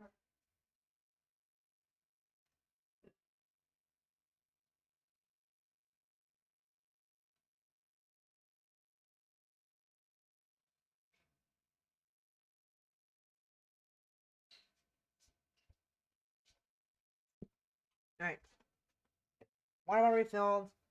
Have some near boiling hot tea. I'm careful when drinking this tea. It's hot as fuck. But I think we're good to go. Ooh, it's really hot. That's really hot. Ooh. Gotta be careful with this. Alright. Let's make sure everything is good. What is happening here? That's a 1 out of 7. And we're good. Okay. Alright then. Alright then. As I walk out the museum, I trade salutes with the guards stationed outside once more, though feeling much more drained than I was earlier. The last step down the stairs, take a deep breath, and rub my eyes. I feel like shit. Maybe I can call in and... No, I can't. Then this will just end up piling up again. In the middle of my train of thoughts, I spot something in the corner of my vision. As I turned to look, I barely managed to catch a glimpse of someone walking around the building. The museum is closed today, and there's nothing of note along that side. I wonder. My curiosity gets the better of me as I decide to follow whoever this is. When I peek around the corner, the wall, I spot them walk out of the side entrance with something in hand. As I squint, take a better look, I realize what it is they're carrying. The security tapes. Stop right there! Ah! Hey Desiree, what's up? Hi Desiree, bye Desiree! Upon noticing me, they bolt the other direction, still carrying the tapes under their arm. Oh, for the love of! With an annoying huff, I quickly start giving chase. Do my best to try and catch up to them. Good morn, miho, to you. Hi, welcome in, Angel. How are you doing? Hope you're doing well. You're just in time for a police chase. Well, not really a police chase. An on-foot detective chase. You're just in time for that funny thing. Welcome in. Hope you're doing well. Sorry, I'm drinking tea. This is hot as fuck, though. Hot tea. But welcome. Okay, I'm good about that, right? Stop! Stop! My instincts kick in, guiding me forward as I chase after the thief, past the museum and through the nearby alley. In an instant, the rest of the world turns into a blur, as the only thing on my mind is catching up to whomever this is. But I can't seem to close the distance between us, as I get further and further away. Come on, just a little bit. No, not now. My legs suddenly start to feel heavy. My lungs get tighter with each step as I try to take. I can feel myself slowing down into a crawl as my vision starts to wane. I can barely make out Beef. Suddenly stops in place and looking back at me. What? Just a little further. My old body starts to feel heavy, and breathing only gets more difficult as I try to press onward. Meanwhile, the thief is still standing in place, staring at me, as the world around me starts to spin.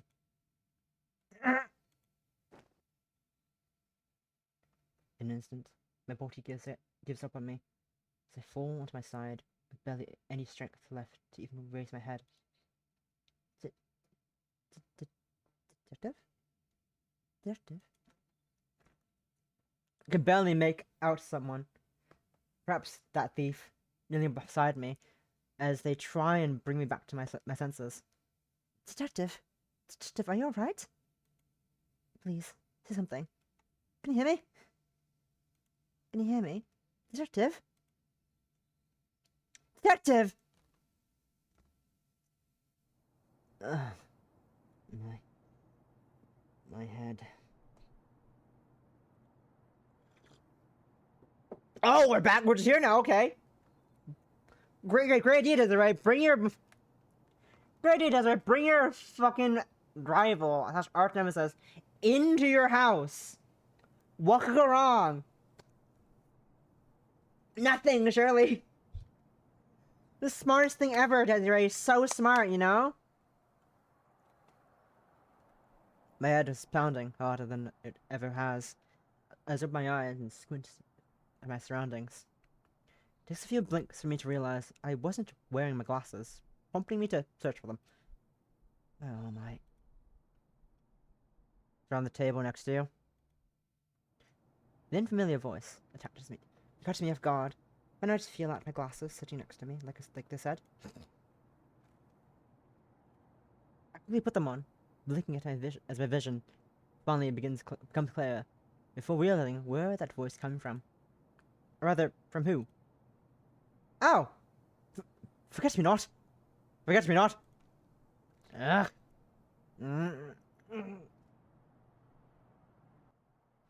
In my shock, I try to get up, but my head starts pounding once more, causing me to fall back in bed I'm lying in. Whoa. Take it easy. You're no shape to me moving around right now. Despite my vision still spinning, I managed to sit up again, staring at the thief in disbelief. Where am I? You're, in a safe place? That doesn't make me feel more comfortable at all. I know, but it's the best answer I could give you. Look around a little. What am I... Sorry. Look around. Stop for a second. Looks at cat table. Is the photo still there, Desiree? Did you put your fucking family photo away? She did. Good job, Desiree. You didn't forget to put your family photo away. Good job. Yours, Anthony's still safe. Look around a little, holding my head. It continues to throb in pain. Wasn't I at the museum? Why am I? It then suddenly dawns on me as I look back at them. That thief near the museum! Was that you? Why were you there? In the tapes. What did you do with them? Calm down. Jeez.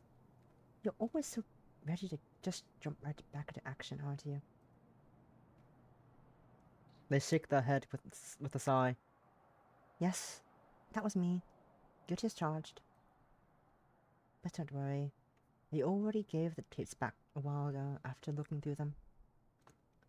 If I knew they didn't have anything useful on them, I wouldn't have bothered in the first place. A while ago. How long was I out for? A few hours, maybe about 4 or 5? That long?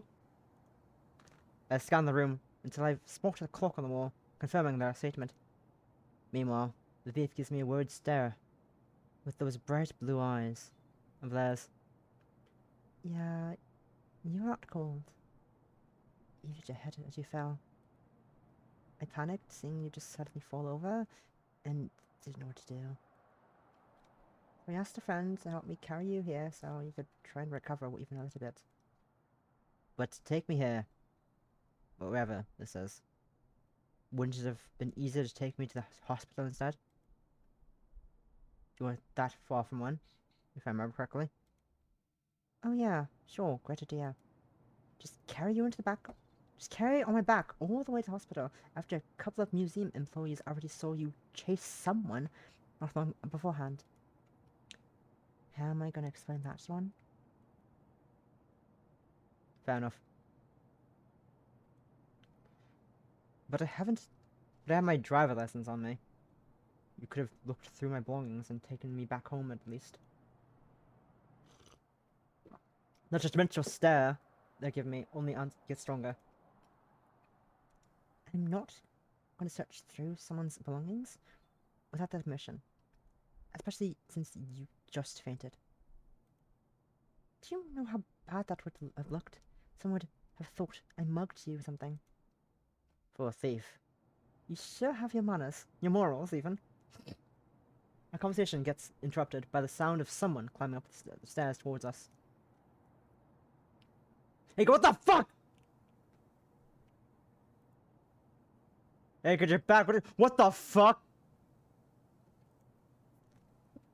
The entire room quickly goes silent after this outburst, as the two of us stare at each other in shock. Also, his name's spelled as Crow.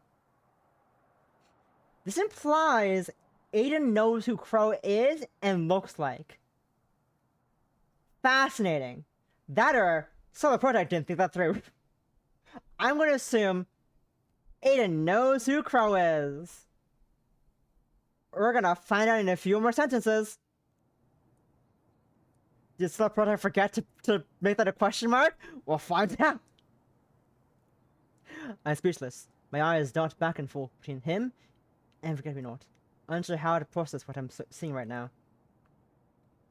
But sure enough, before me, is none other than Sung-Won Kim, aka Crow, one of the most notorious thieves in all of Twinbells. Okay. Aiden does know who Crow looks like and is. Yay! No loop. No, what's the word? No problems here. Let's go with that. I can't think of the word exactly. Anyways. After trying for what feels like an eternity at this point, I finally managed to utter something. Am I in hell? That's my line! That's my line? He turns his gaze over to Forget-Me-Not, who was trying to avert their sheepishly. Kid, we need to talk. Now. I'll be right back. The two of them walk out of the room and close the door behind them, leaving me all alone with their own thoughts. With my own thoughts, even. Of all the things I could have learned, I was expecting to learn that those two knew each other. My headache slowly starts to subside. Not enough to let me stand up, mind you. But as I start to look around the room more clearly, not much else I can do at this point. Let's see. Medicine. Bed! I start to stand up from the bed I'm lying in, but fail again as my head starts to spin. I'm forced to lay back down and wait for it to stop, reflecting on everything. To think this happened because I didn't take better care of myself. I'm embarrassed. I can't begin to imagine what it would have been like if that thief hadn't brought me here to recover. I then start to think about Forget-Me-Not and what they must have gone through while I was unconscious. I feel bad thinking about how that thief must have felt seeing me just collapse suddenly. Even I probably would have panicked if I was in their shoes. As headache starts to finally subside, I slowly sit back up. Not much to do at this point. When I get home, I had to force myself to take a couple of days off just to sleep. Even if it means the workload back at the precinct will grow exponentially while I'm gone.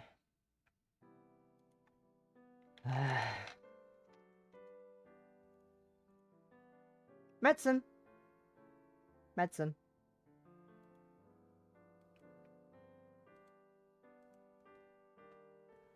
On the table, next to me, the glass of water and some painkillers. I pick up the bottle, examine it thoroughly, then twist it open. A brand new bottle. I guess I figured it to be wary. I'd be wary of it. As I feel my headache from earlier still lingering, I decided to take a shake. I tried to shake out a pill and pop it in my mouth, having it down with a full glass of water. Placing them both back on the table, I then lay back and wait for the medicine to take effect. Considering how bad I feel right now, I'm probably going to be stuck in bed while I'm back home. Though, I feel like more worse off if Forget-Me-Not had to help me. Maybe I should thank them properly later. Cactus! While I'm looking around, a cute little cactus on the table beside me catches my attention. Its deep green color shows this little one is being very well taken care of. Why am I not surprised someone named after a flower knows how to take care of plants? It is quite cute though. Makes me wish I had grabbed one of those from Ramona's along with the little one I have at home. Maybe grab another. Haven't been to shopping again in ages. Maybe you'll see a familiar face there. Who knows? Not me. Other bed. Other bed. Off on the other side of the room, I spotted the bed. It's very similar looking, but no headboard. It's very simple looking, no headboard, and with just a single pillow and a blanket messily thrown on top with no thought.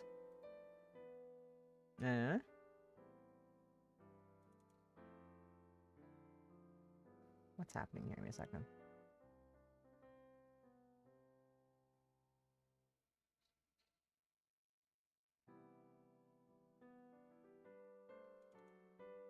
N6. Alright, never mind. Simple pillow thought blanket messily thrown on top of it with no thought. I wonder. Crow was wearing some rather casual clothing, so perhaps he lives here with the Forget-Me-Not. That would mean that he is their main accomplice.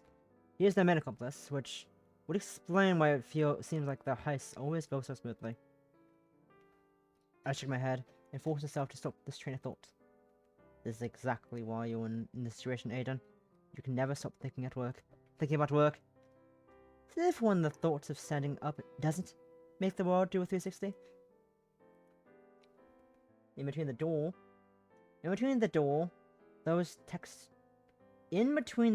those two exited from, and the closet is a medium-sized corkboard with a bunch of paper pinned all over it. I tried to squint to read what's on in them, but most of them either don't have anything interesting or flipped around. They must have spent some time hiding any incriminating information before I woke up. The boxes in the corner of the room the boxes in the corner of the room are sealed up tight. They have no labels on them. I let out a deep sigh as I stare at the closed door, the room I'm in. I wonder if they've been as cautious if they would have been as cautious if I wasn't a detective. Probably. Make the most sense. No door. Bed done. Cactus done. Calendar, clock, AC. Okay, I'm leaving. We're going to leaving. We're looking at the door now.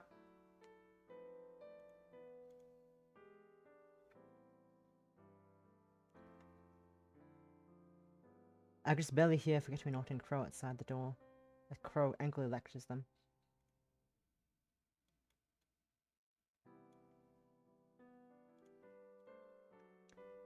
Why in God's name did you bring that detective here?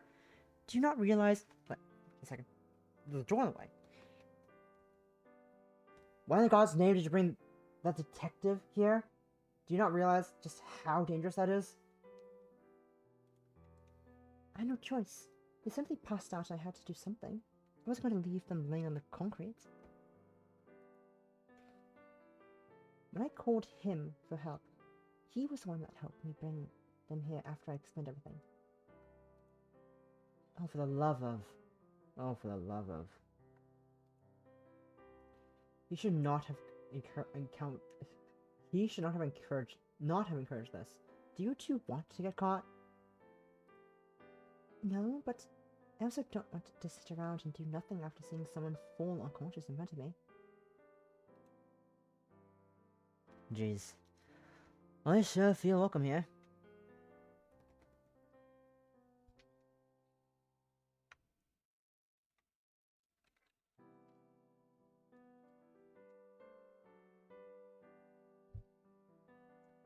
I'll lay back down, tuning them out as they drone on.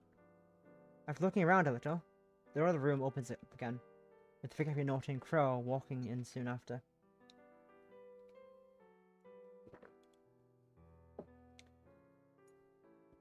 Do you understand now? Yes, I get it. You can stop lecturing me now. Forget-me not takes a seat on the other bed, while Crow stares at me from the corner of this vision. I'm going to talk to him, give him a good lecture about this whole situation, since he enabled this. You stay here and keep an eye on them, while I do so. Got it? Got it, got it.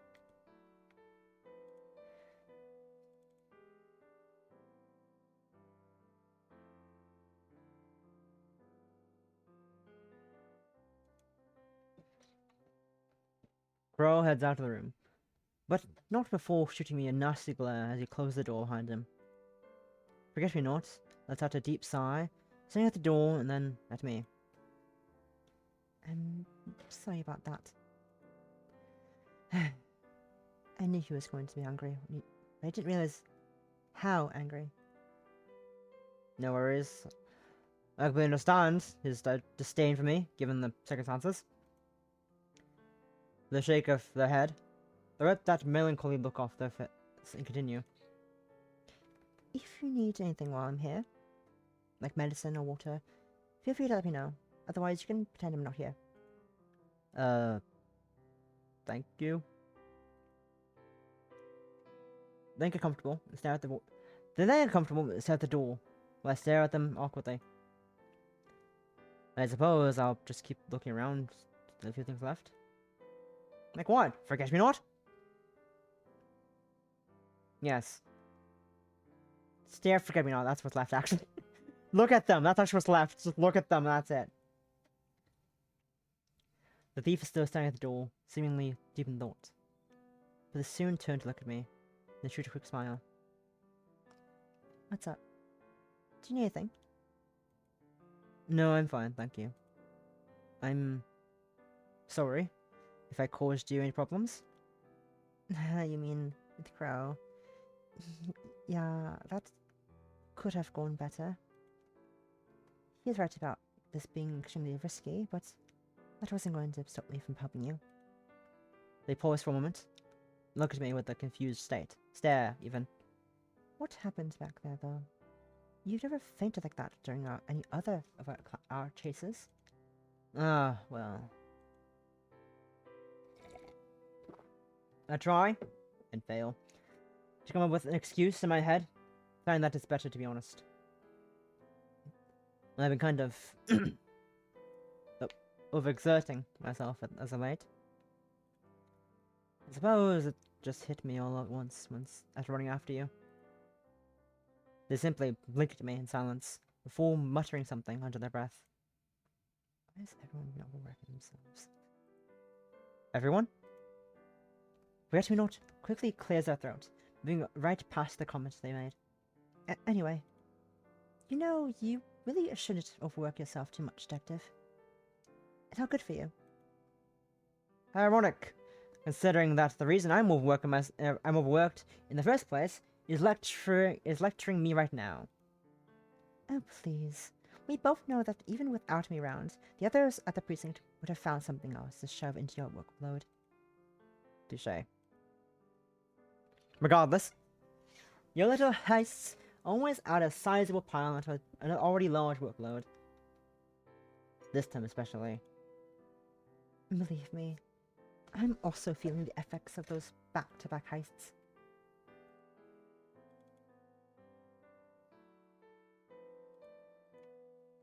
With a sheepish smart laugh, he runs back to the perky attitude they had earlier. Then I suppose it's a good thing I brought you here, after all. You probably would have walked right back to precinct if I had just taken you anywhere, elsewhere, even. You... With an annoyed sigh, I fall onto my back once more and tune them out, unable to argue with them. Jokes aside, if you do need anything, just let me know. We're technically enemies, or just someone to help. With that, they turn to face the door once more. They stare at them and ponder everything. Forget me not. A little while later, Forget Me Not stands up and walks my way. Again. Also for a sec. They lightly place the hand on my forehead. They give it a nod after a bit. Still a little hot, but I think it's enough for now. How bad was it when I passed out? Definitely a lot hotter. You must have shot your immune system from overworking and caught something. But a little bed rest, some fluids, and you'll be good as new. I see. Thank you, Doctor. Thanks, Doctor, for your prescription, for your diagnosis. I really love that. Great. My mind starts to wander, before I turn back to look at them. What happens now, however? I imagine you're not going to keep me here until I've fully recovered. That cheery face they had quickly changes to a more serious stare. Well, that was just a temporary thing from the beginning, as I had no desire to keep you here longer than necessary. So I'd ask your permission to learn where you live so that we could help take you back home, so that you can properly rest. I'll only need it for this one moment, so if you take me for my word that I won't do anything else with this knowledge. I see. Very well. Very well then. That's fine by me. As long as you truly are being honest. Great. It'd be easier to take you back while you're resting, so feel free to get some shut-eye in the meantime.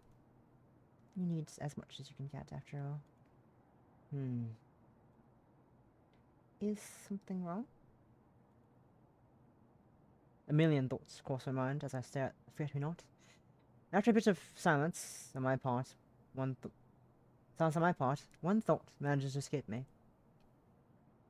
Why? Why are you helping me?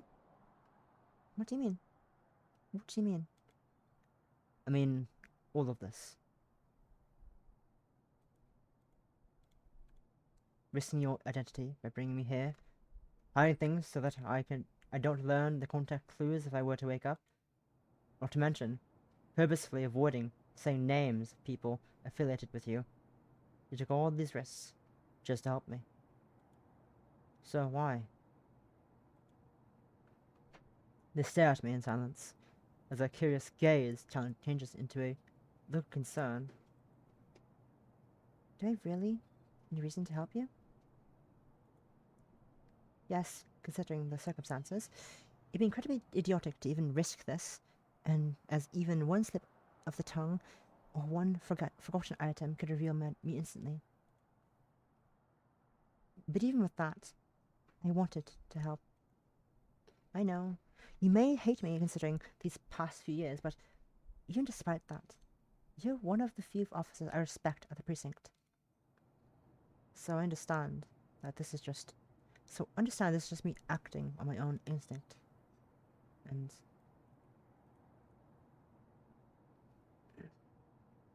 vision suddenly goes blurry as a dizzy spell starts to take hold of me. Detective, are you alright? Are you okay? Even the voice starts to fade out more and more. My head feels like it's being flipped all around. Just lay down. I'll get you some more water. Yeah. I can feel them laying me on my back, but their voice continues to become more distant with each passing moment. The last of my strength, I can barely muster a response. I don't hate you. Detective! O'Malley! Detective O'Malley! Crow!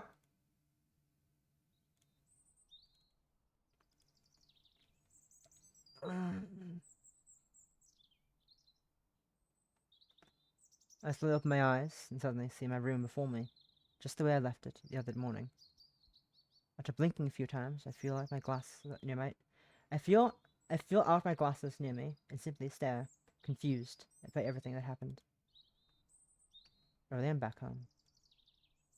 Forget me not in that room was it just a dream? My train of thought is interrupted when I spot a card left on my nightstand adorned with a certain someone's signature that I know all too well. I picked it up and read it to myself. Good morning, Detective. After you've passed out, Crow helped me bring you back home so you can finally rest in your own bed. Sorry that we looked through your belongings to find your address, but hope's alright, since you technically gave us permission beforehand. Just to make sure you actually take care of yourself, I sent the precinct an email under your name saying that you're taking some time off due to being unwell. You can be mad at me for that later. With that said, hope you can rest up, Detective. Signed, Forget Me Not. With a sigh, I put the card back where they left it, then lay back down. That thief isn't what one, that's for sure. Taking off my glasses once more. Close my eyes to start getting the rest I've needed for ages. A few days later. I expected. I ended up being bedridden for the next few days, only getting up to eat, taking medicine, and doing other such things. I feel a bit better. Not enough to go back to work, so I decided to go for a quick walk for some fresh air. I don't have a clear destination in mind, so let my instincts carry me. And now here I am, standing at Side Wines Avenue, right outside the Ramona's. What could possibly go wrong here? What could possibly happen here? I wonder. Wow. I wonder what we'll find and discover here. Surely nothing important, right? I'll catch you! Not the worst place I could have ended up. The foot traffic at this time of day tends to be a bit of a headache, however. My eyes wander down the street, and a thought crosses my mind. I wonder. The place Forget Me Not took me to. I swear I've seen an angled roof at that in the street. I believe it was that bar. The guy that rogue? That's the first thing that comes to mind. As I continue looking down the street, I sleepily adjust my glasses. It would hurt to take a look. I could use something to drink as well. But first, of course, orange cat. As I'm walking down the street, a little orange cat tucked away in an alley catches my attention. I take a quick look around, then kneel down to give it a gentle scratch in the chin. You're that little cat Ramona keeps in the shop, aren't you? The last time I visited, you weren't here. You weren't here yet. I quickly glance at his name tag. It tells me it's Marigold. Meanwhile, the little thing buries its head into my hand. Wow. Those are loud purrs. I've never seen a cat be this friendly before. Although I suppose this is just a little kind of emotion that medicine I needed after being stuck in bed for so long. I get up and brush any dirt from off my pants as Marigold stares at me with those big eyes of hers.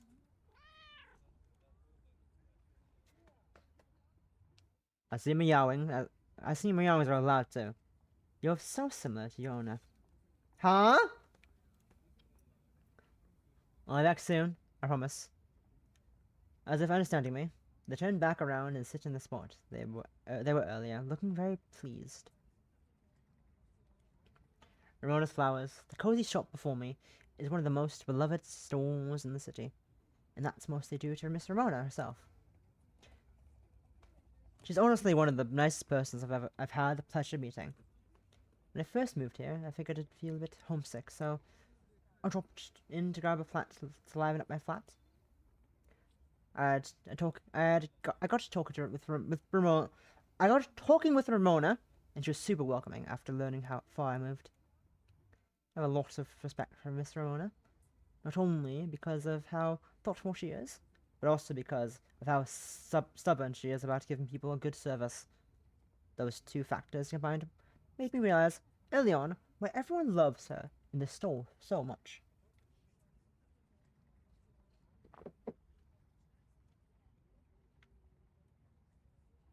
Further north. Looking towards the city centre, I sigh as I see the huge crowd near the heart of it. I'm glad I went the long way to avoid the main area. That flat place is always so packed with people, despite all the heists and such. I'm not the best with crowds. I'm not entirely sure why, but people being a crowd always makes me feel ill afterwards. In contrast to the busy sidewalk, the streets themselves are fairly empty, with only a few cars and buses driving by at a time. I prefer to drive most of the time, due to the sheer difference in traffic, but I'm out here to stretch my legs, so there's no way around it. I just hope I don't have to deal with any huge crowds like that on the way home.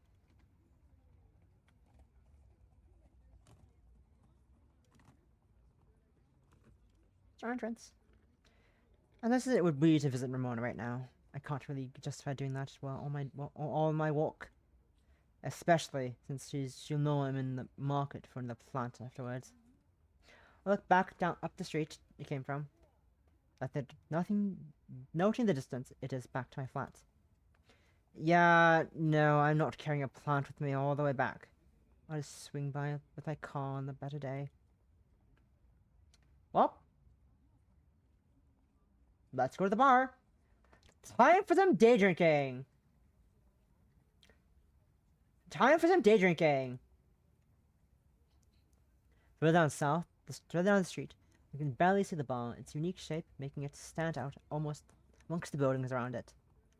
I've never actually been to the Gallant Rogue before, but I constantly hear good things about it. The food is really good for the price. The owner and employees are nice to be around. I've heard just about everything about that bar. Turning down the street some more, I find myself lost in my own thoughts.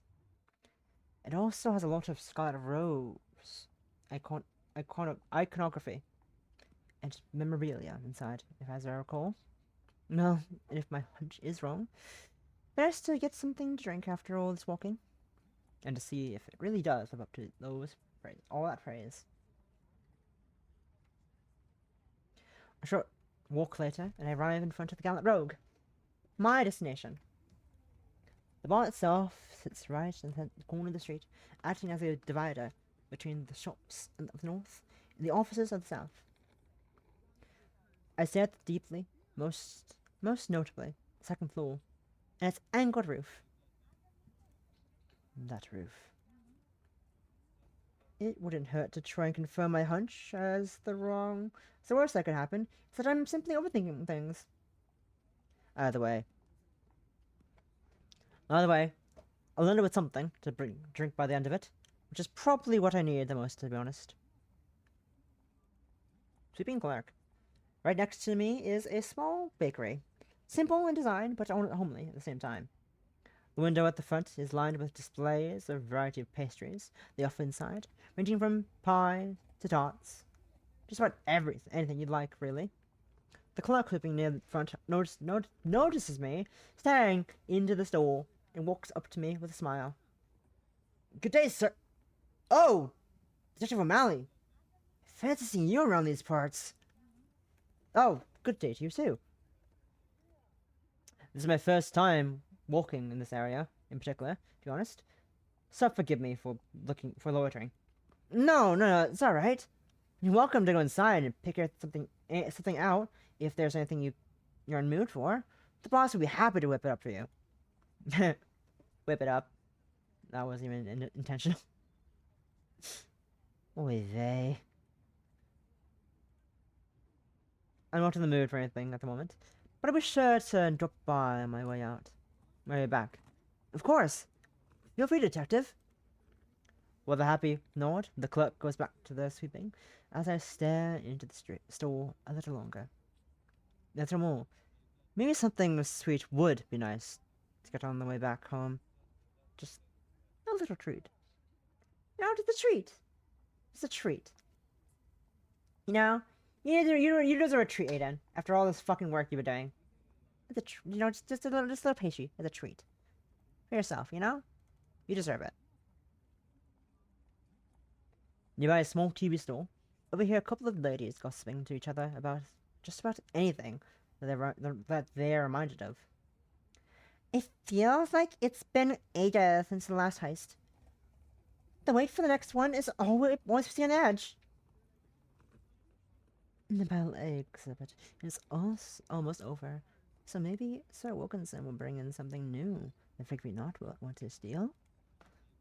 That's usually how it goes, at least. That's true. I'll bring Detective O'Malley. Either way, though, when the next one happens.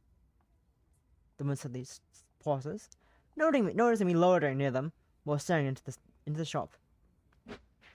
Detective O'Malley! The other woman turns around because of her friend's outburst, sharing the same shocked expression after noticing me. Oh my god, it is Detective O'Malley. Could we ask for an autograph, Detective? Can you get a picture?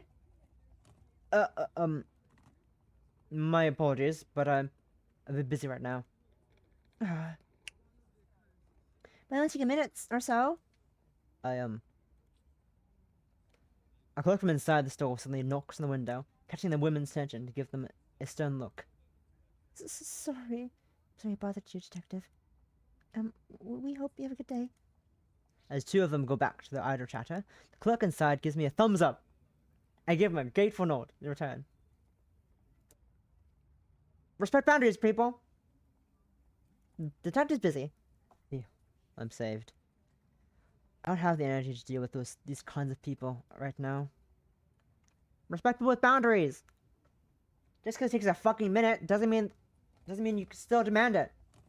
You're not entitled to a photo, or autograph, or other people's time. Yeah. Be a good person. Be respectful. Don't be an asshole. Be like the shopkeeper, not like this woman. Lol. Anyways, I found myself standing in front of the gallant rogue, staring at its rustic yet classy appearance. Its dark brick exterior and unique shape makes it stand out in the area, and yet also makes it feel right at home. As I look through the window, I spot all the scarlet rose memorabilia and iconography decorating the walls and the interior. I knew that the homage to the Scarlet Rogue were one of the key talking points about the ball experience, but I wasn't expecting this much. I steal another glance inside, noting the handful of people happily chatting, enjoying the food and each other's company. I'm honestly so surprised at how much the city loves Phantom Thieves, and Scarlet Rose in specific. Sure, I've read case files and watched old news reels and the heists, but I suppose that's not the same as actually living through them. My mind wanders to my talk with Sir Wilkinson at the museum. I wonder how many people are like him. With that thief managed to change their whole worldview. By the way, I suppose the legendary Scarlet Rose left behind I suppose the legacy of the Scarlet Rose left behind is what helped this place get started. Okay. Before we head inside the bar, we took a stop in first. Looking further down the street, I spot the various office buildings that make up the business district, all lined up in orderly fashion. Every building is covered head to toe in super reflective windows, which makes that whole area stand out like a sore thumb compared to the rest of the city. The business district is this close. This district is this close to the market street, huh? I personally haven't been there before. Even after all those years, I've never needed to. The previous the previous larceny detective visited there quite a bit, from what I know. My wonders to thinking about what it was like when I first arrived. Even though the precinct looks disorganized, it's apparently much more put together than it was before I got transferred here. I only got a few glances at the old files, but the old larceny detective and the commissioner butted heads a lot. I shook my head to get my mind off this topic. I really must be tired if I'm thinking about this again, just from looking at the business district. Wait, the business district? A sudden thought crossed my mind as I realized where I am. Crow. After everything that man went through, would he really let himself be this close to that old hell of a daily basis? Or perhaps... I shook my head. Once more, determined to stop myself this time. Aiden, that's not even your... It's not even your case. You're the chief's? He's the chief's. There's no point in thinking about this. Sometimes, I wish I could shut my brain off so easily as some people. Okay. Now before we head inside the rogue, I'm gonna quickly go do a dehydrate, and we're also gonna do an ad break as well. And I'll be back in about 2 minutes at least. Be right back, guys.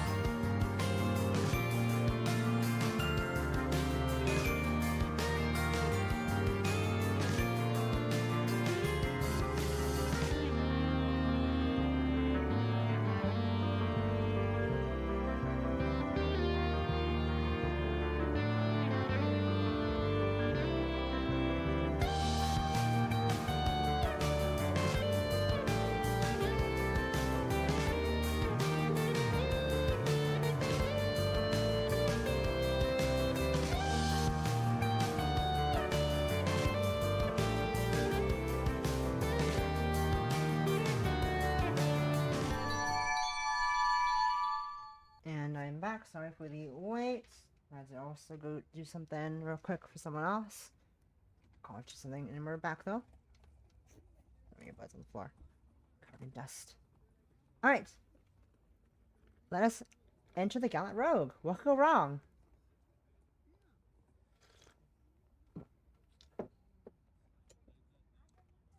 Am I ready to head inside? Am I ready to head inside? That's the wrong voice. That's a bit of a... I walk up to the main entrance and stare at the door for a moment. I collect my thoughts. Come on, Aiden. It's just a bar. What do you expect to happen? At the end of the day, you're just on a walk and decided to go within a drink, right? Don't ever think this. Like you always do. With a deep breath, I open this door. As a bell on the other end welcomes me in with this gentle sound.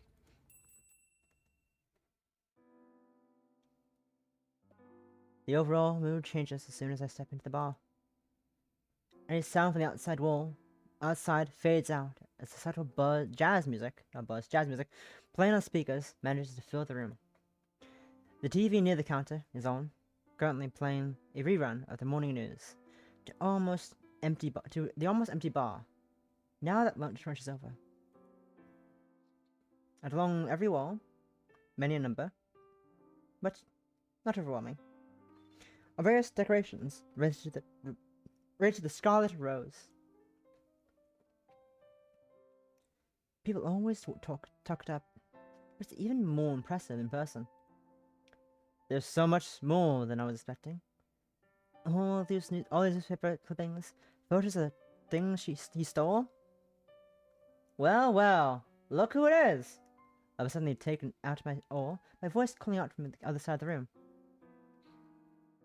The source of that voice appears to be the man standing behind the counter, who I recognize as Andre Daniels, the owner and main bartender. Nice to finally meet you, Detective O'Malley. Master voice. Nice to finally meet you, Detective O'Malley.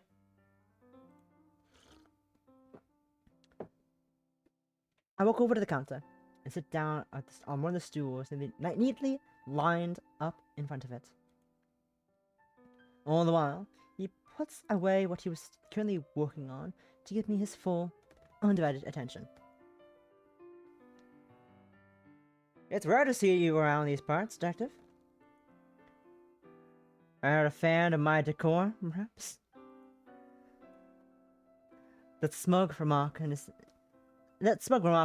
him leaves me feeling a bit embarrassed, as I push up my glasses to hide it.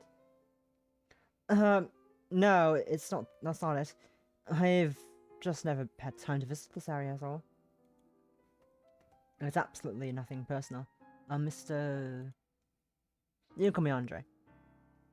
You can call me Andre. I forgot a voice I gave him last week. Whoops.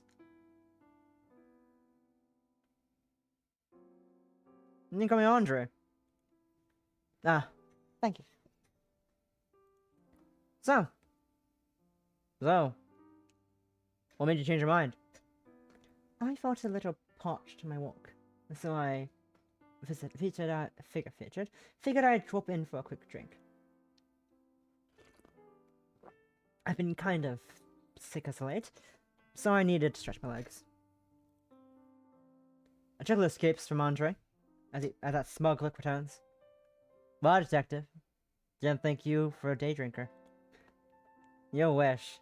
Me and alcohol don't get along at all. My mark managed to get a proper laugh out of him this time. Fair enough. I happen to make more than just cocktails here. I'm more than happy to get you something non-alcoholic to drink, if you wish. That would be perfect. Then could I get... Ooh. Let's get a tea. Let's get a tea. Let's get a tea. I gotta some tea right now. Good match. Some tea, please. Sure thing. Anything you're specifically in the mood for? Not too sure. I'm always open to try new teas. So why not something under your recommendation? All right, I already have something in mind. Starting the apron on his waist, Andre ducks into the kitchen with proud steps. Meanwhile, I decided to look around the room some more, continuing to stare at all the decor in the room and on the walls. I recognized the newspaper clippings from the case files I read.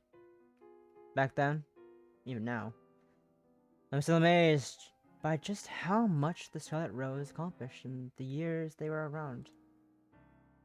Miramel was always pretty similar to, was also similar to Forget-Me-Nots, especially with how they returned what they stole every time.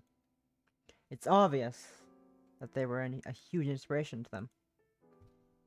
It didn't take long before I spot Andre walking back out the kitchen, gently carrying a cup my way.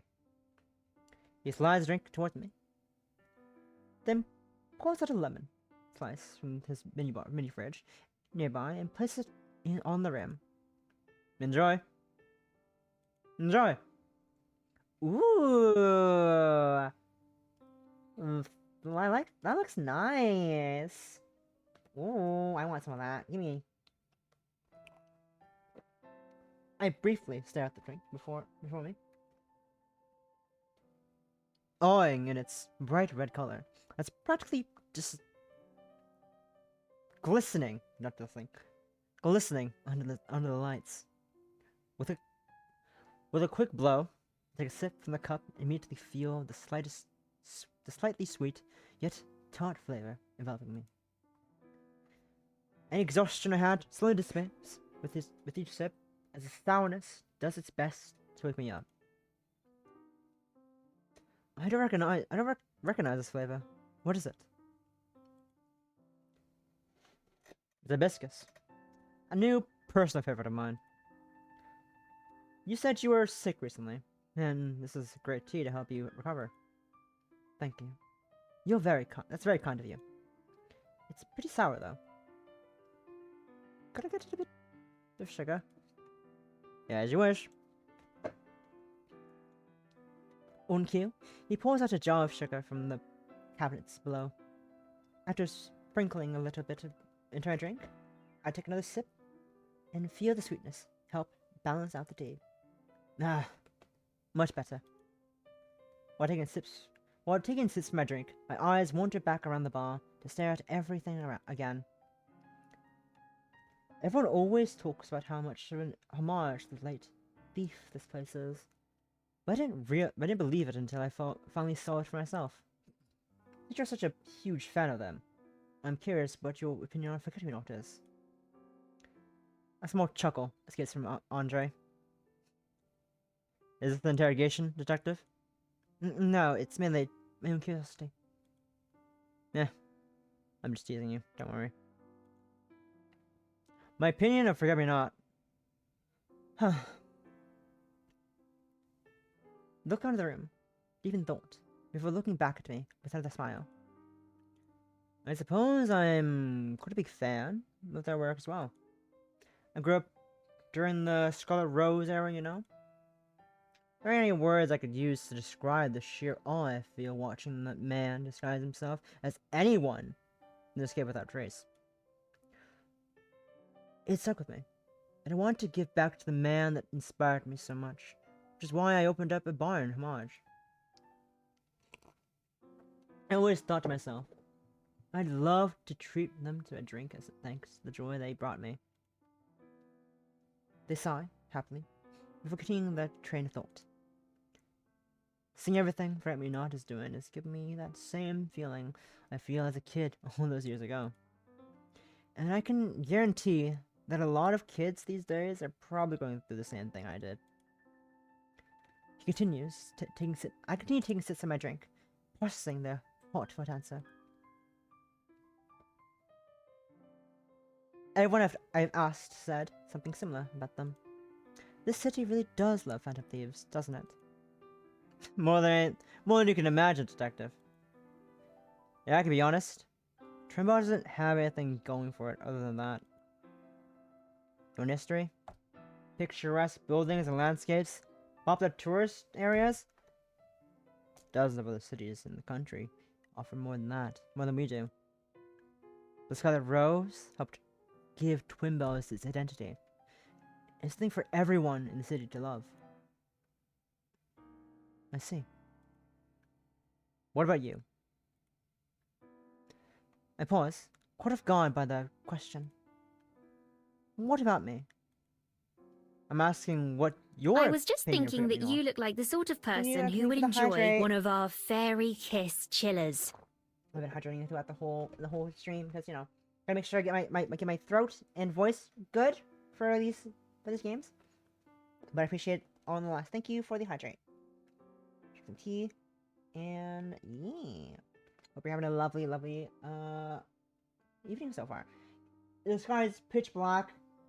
Jesus fucking Christmas! It's only 6. Crazy. Can't believe it. The sky is weird.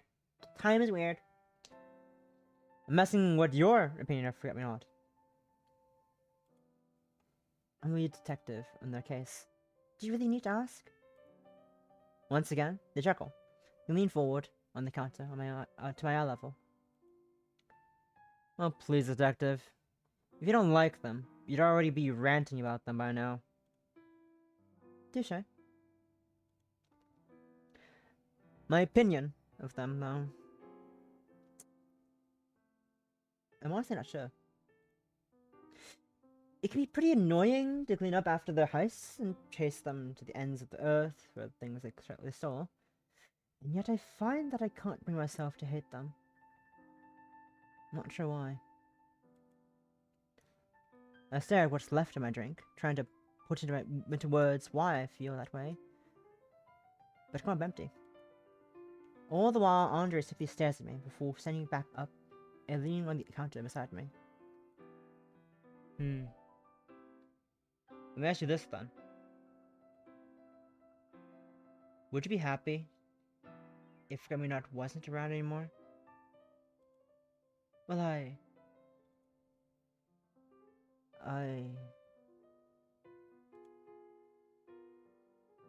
tried to come up with an answer, but nothing managed to escape from me. I rest my head in my hands, really whacking my brain to think of something to say, but come back blank once more. Just then, Audrey speaks up, interrupting my train of thought. So, that's how it is for you, huh? Well, don't worry. You don't have to give me an answer right now. You can take as long as you want to figure things out. I'd hate to loiter, though. You probably have things you need to do before the dinner rush. Then, take these thoughts with you when you leave, and really think them through. And when you finally have your answer, you can come visit again and tell me. I'm always happy to listen.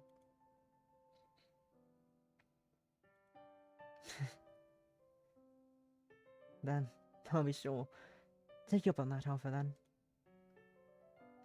I finish my drink with a satisfied sigh, then slide some cash out of my wallet onto the counter.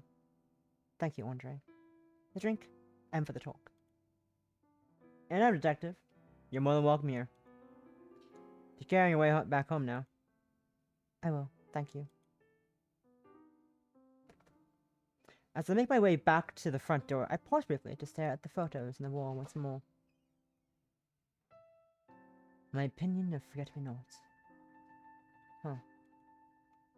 With a quick wave back to Andre, I walk back outside and decide to wind Avenue.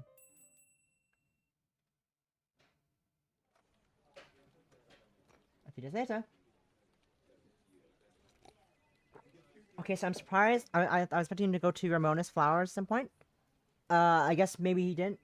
We didn't see it pop into Ramona's Flowers. Interesting. So, suspense is still there. Fascinating. Exciting. Well, it takes a while, but I'm finally in a good enough shape to return to work. Although I've been dreading the pile of work that's been waiting for me this whole time, I'm also glad to finally be back after everything. As I walk, greeting every officer along the way who welcomes me back, I spot a certain someone waiting near my desk. Welcome back, O'Malley! With a deep belly laugh, he happily slams his hand on my back, in even more gusto than usual. Thank you, Inspector. And my apologies for suddenly taking time off for the past week. Oh, it's no worry at all, Detective. I understand completely. We're all got to have your back, me especially. I hope I can sigh, as I already know what he's implying. Oh boy. I assume there's some work you'd like me to assist with? Ah! You catch on quick, O'Malley. Here, follow me to my office. As soon as he's out of earshot, I let out a deep sigh, then follow after him. Jesus fucking Christmas. O'Malley, you need a break. This inspector's ass. Inspector's ass.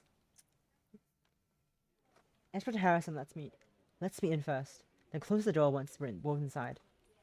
Although not super messy, his office looks slightly more disheveled than it usually does, as several boxes and folders of cases littered inside. What happened in here? Oh well, that time of year again. The commissioner wants us to square away all the old cases and send them to the archives. That's right. Because of everything that's happened since the ballet, I completely slipped my mind. My apologies, Inspector. I completely forgot. No worries, O'Malley. It's understandable. Well, with the heist and you falling ill. You're likely still recovering, so help me sort these old cases of mine. Shouldn't be too much to ask you, I assume? Not at all, Inspector. Thank God it wasn't pushing me too hard right off the bat. I grab the chair near his desk, make myself comfortable, then pick up a few boxes, start shrinking the pile. We both quietly skim through the documents, sorting them into neat piles to show which cases can be archived. As I'm working through my portion, I start to notice something in common with the majority of these cases. Sorry to interrupt, Inspector, but why are there so many of these cases related to Crow? The inspector puts down the file he was reading to give me his full attention. Well, it's complicated. That man's been a thorn in my side for a decade now, what with his vigilantism. But he's also incredibly smart. Has managed to conduct his work with as many loopholes as he could find. He picks up a folder from his pile, then opens it and simply stares. All these cases are either old enough to be outside the statute of limitation, or considered solved because of the circumstances. I see. I continue skimming through the file opened, as while part of my mind wanders, remembering the time with Fred me not. They know Crow, so I wonder if they help any of these. Suddenly, the inspector's phone starts stirring, interrupting my train of thought. He puts away what he was doing and promptly picks up the phone with an apologetic smile. Oops, let me get that. Hello, Inspector Harrison speaking. Oh, Commissioner! What can I do for you? Yes, I see. I'll be right over. He quickly hangs up, then stands up to his seat while cracking his back. I'll be back in just a little bit. The Commissioner wants to confirm something in the archives. Hold on the fort while I'm gone, okay, O'Malley? Will do. With another pat on my back, the inspector bolts from the room, leaving me alone with the documents strewn about. I continue to work through my pile to stumble upon a case I'm familiar with. These are those break-ins from 5 years ago. The very reason I'm here in Twinbells to begin with. I skimmed through the admittedly large folder, the last few pages of which are dedicated entirely to the Chance robbery. Here we go again. Here we go, the La Chance robbery. They're finally able to catch those burglars because the commissioner personally stepped in to investigate. I could understand his grief because of what happened to his family. But even still, I can agree he went overboard. As I continue skimming this document, I noticed a small part dedicated to the third member of the household, Desiree. I quickly read past it, but do a double take as I glance at her physical description.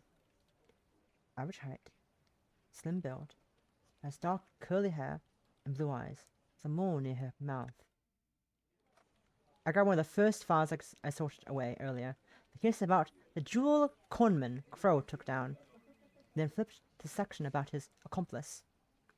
Average height, slim build, wearing a hat, dark navy jacket, dark curly hair. That's almost a perfect match. But it's far too vague to make that theory a theory out of it. I tried to shake away this urge to press deeper, reminded of that incident near the museum. Hi, bye! But it fits the disguise the thief wore at that time. I sat at the door and back of the files before me, my mind bouncing back and forth between continuing to work and a bad decision. I shouldn't. It could be in trouble if I'm caught. But... with a quick glance at the door, I pull out my phone, take a picture of the case files, and for later, the conman case, the break-in at the La Chance home. I take as much as I can while keeping watch for when the inspector returns. Just as I finish, the inspector walks back into the office, looking as jovial as ever as he plants himself back into his chair. Sorry to keep you waiting, O'Malley. No worries, Inspector. Now that's squared away. Let's get this pile done with even. He cracks his knuckles and opens up the file he was working on before he left. Meanwhile, I hide my phone back in my pocket, holding back a sigh of relief. Please, let me just be overthinking things as usual. Sadly, you're not. Sadly, you're not. Many hours later. Sadly for you, O'Malley, you're not overthinking things, and there is in fact a connection. Maybe O'Malley will be the one to help find the parents. We'll find out. I'm hoping. The commissioner is kind of crazy in terms of protecting us. We'll find out though. After helping the inspector sort through all of his old files, I'm finally back home, away from all of it. My anxiety about getting caught made the day feel longer than usual, which leaves me extra exhausted. I ignored it, however, and pulled out my phone, connecting it to my computer to transfer everything I copied earlier so I can soak through it. I copied a lot more than I thought I did. This is nothing I can't handle, however. I do a quick stretch, then sit myself down and start looking through everything, ready to find anything that proves or disproves my theory. I open up the jewelry conman case, first continuing where I left off earlier at the precinct. It's a pretty nice, simple case, all things considered. The only thing that made it difficult was how well that man covered his tracks. He was finally taken down, however, when a fellow jeweler took him to court with the very jewel Maximilian bought off him. As I read through the case file, I noticed how little Crow was actually mentioned aside from the museum incident. The inspector was right. Crow really does know how to take the attention off him.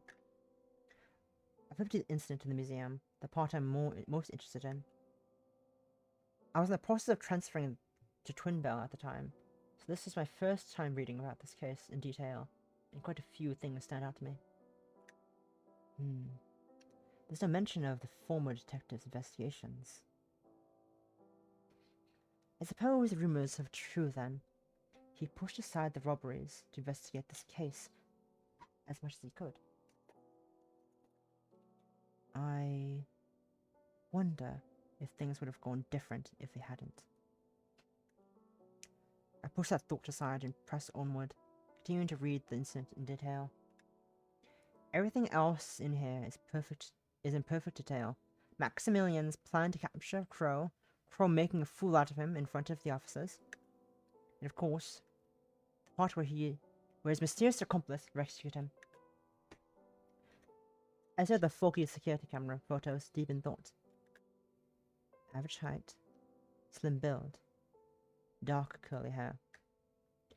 It's presumed the accomplice was the one who switched out the jewel with a fake look-alike, made of colored glass. A fake jewel? That's just like the sunrise jewel trick. I picked this page out of the side. I pin this page off to the side, then open up the next case of interesting robberies. Due to how little effort was put into them, all the entries are rather short, except for the last one. The Chance robbery. I start to read through that part carefully, fully digesting all of the information available. At around 5 in the morning, police received a call from an unknown male voice about a robbery at the Lachance home. When police arrived at the scene, the living room was in disarray. When Jean-Jacques and Misty Lachance lay in the couch, their wounds tended to. According to the couple, in the investigation afterwards, nothing was missing from any part of the home. My interest is already piqued as I read this, dozens of thoughts circling my mind. However, push them aside for now, then flip to the next page and continue reading. Here's all the information about the robbers and the victims. Excuse me. I'm gonna skip the first part. That's not what I'm here for. I'm sorry in advance, Commissioner. For prying. For what I can tell, Mr. and Miss Lachance stayed in the hospital for about half a month to recover from the injuries. After detailing everything they could remember, they soon moved out of the city at the Commissioner's request. Their daughter, Desiree, on the other hand, was not home at the time, and has since been with a close friend of Mr. Lachance, put it. They left without her? Is that just the Commissioner rushing them, or maybe... I took that aside, then pull up her detailed file as robbers. Her detailed file as the robberies. As the robberies. I can't read as the robber fucking words, you know. Around 165 centimeters, with dark curly hair, has a mole near their lips and bright blue eyes. And think about the description of Crow's accomplice. The stare at the family photo included in the case file. I pinned it to the side along with the other documents, then put up my final file, the current case file for Forget-Me-Not. With everything as side by side, I then start to compare all the details. Forget-Me-Not's debut happened about 2 months after the museum incident with Crow. However, about 5 months earlier was the Lachance robbery, where afterwards Desiree Lachance went to stay with Mr. Lachance's close friend. The robbery that was called in by an unknown male voice. I can feel the gears turning in my head, one after another, as I put my theory together. All this would just feel like a crazy coincidence, if not for the similarities with the Forget-Me-Not and their heists. I then pull out the last bit I'm confident in. Forget-Me-Not's physical description. I put it beside the other two, immediately noticing the near-perfect match. Average height and slim build, with dark curly hair. The Forget-Me-Not description also has detail from my own personal detailing.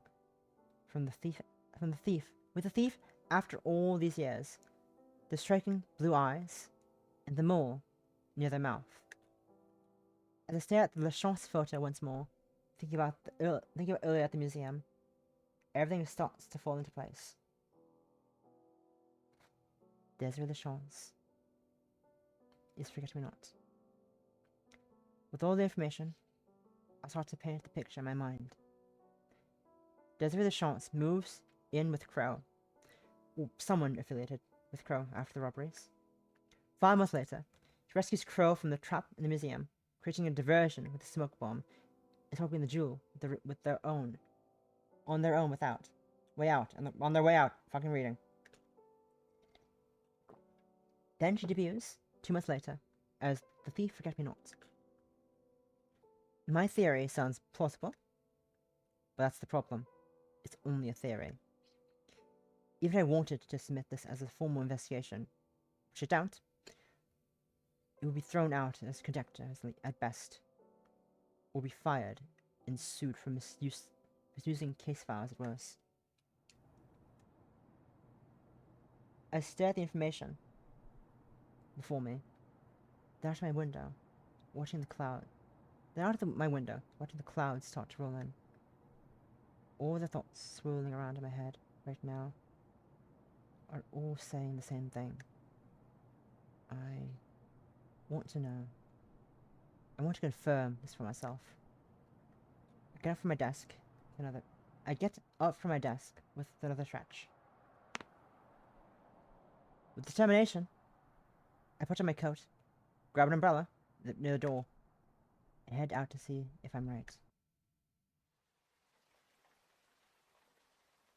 Once again, I find myself on the sidewind avenue, the rain pouring around me, and I stare at the gallant rogue. The previously comfy bar feels like it's looming over me this time, as all my thoughts from earlier swirl around like a storm in my head. This is stupid. Why'd I come all this way here? To prove my theory? What if I'm wrong? What then? What if I've just made a fool of myself in front of that dang thief? I should leave before anyone else sees me.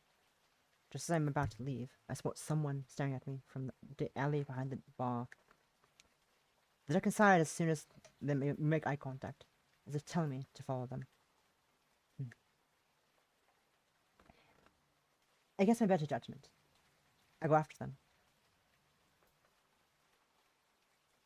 I squeeze my way into the alley, making absolute sure no one spots me.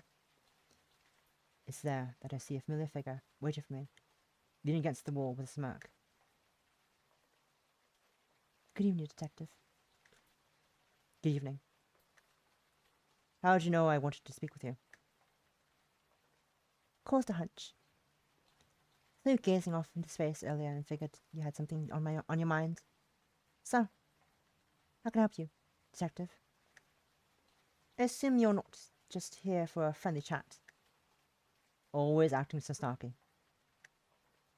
I stare at them as I collect my thoughts once more with a deep breath. Here goes nothing. Well, you're correct. I wanted to ask you something. Does the name Desiree the Chance mean anything to you? I see a surprised look quickly flash in their face before a more serious gaze replaces it in an instant. The commissioner's granddaughter? The commissioner's granddaughter? That's correct. I noticed a few shared coincidences between you and her. I wanted to see what you thought about it. They continue to stare at me, as if trying to analyze my next move. Coming to the thief to ask their opinion? That's crazy. That's the craziest thing I've ever heard. Even if I had anything to share with you, what makes you think I'd want to? This reaction. You always enjoyed a good puzzle. I figured you'd be over the moon about this one. They scoff. A puzzle? Huh. Cute joke. Regardless, she's been gone from the city for about 5 years. What kind of shared coincidences, as you put it, could we even have? And how do you know that? Everything related to the Chance were kept under the wraps by the commissioner himself. They then give me a smug smile. You already forgot who I'm familiar. You know what I'm familiar with? If I ever want to know anything that's happened in the precinct, I just ask Crow. And you told me all about the Lachance robbery. Liar. You lived through it yourself. That means you definitely know things that weren't on that police report. I mentally combed through everything I read in the files, trying to find anything I could use against them. It's quite odd, though, as the report only mentioned that her parents left the city. How do you know Detective Desiree went with them and didn't stay behind? She could have very easily stayed somewhere else temporarily, then recovered with them later. Why else do you think her belongings went missing? Or did you forget that part in the report? I feel everything click into place in my mind. I need to hold back my own smug smile to match theirs. I found that odd, because the report especially said that none of their belongings were missing. What? What? They overlooked it. Crow told me that himself. He saw they were missing. And it was Crow there to begin with. I thought you said you learned about this information from Precinct's file. If that's not the case, then the only answer will be that you yourself took those belongings with you. They clenched their fists, visibly trying to come up with any kind of rebuttal.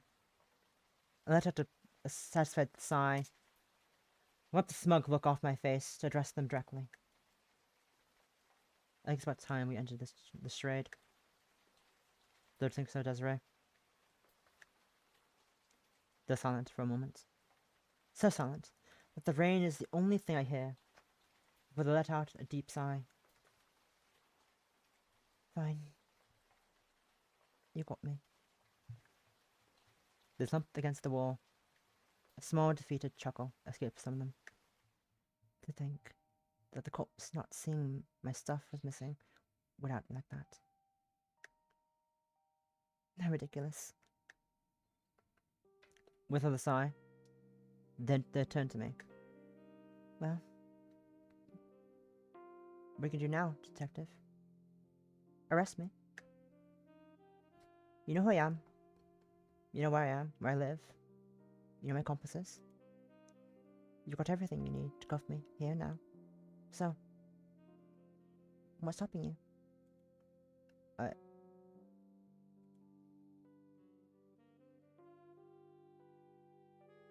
Everything they say feels like a harsh wake-up call, as I'm suddenly thrust out of our banter of reality. To reality. They're right. I do have everything. I could end it here now. End it? Is that really what I want? I've been chasing after this thief for years, and yet I can't bring it to myself to say that I want to end all this. My thoughts are swirling in my head again, nearly a dozen different opinions on the matter, and making it hard to focus on one. In the midst of all this, I suddenly recall what Mr. Wilkinson said at the museum the other day. Heed my advice, detective. Cherish this moment. While they may seem like a nuisance, there will come a time when they won't be around anymore, and you're wishing for them to return. It's always nice with how one day in our lives can be to have something extraordinary every once in a while.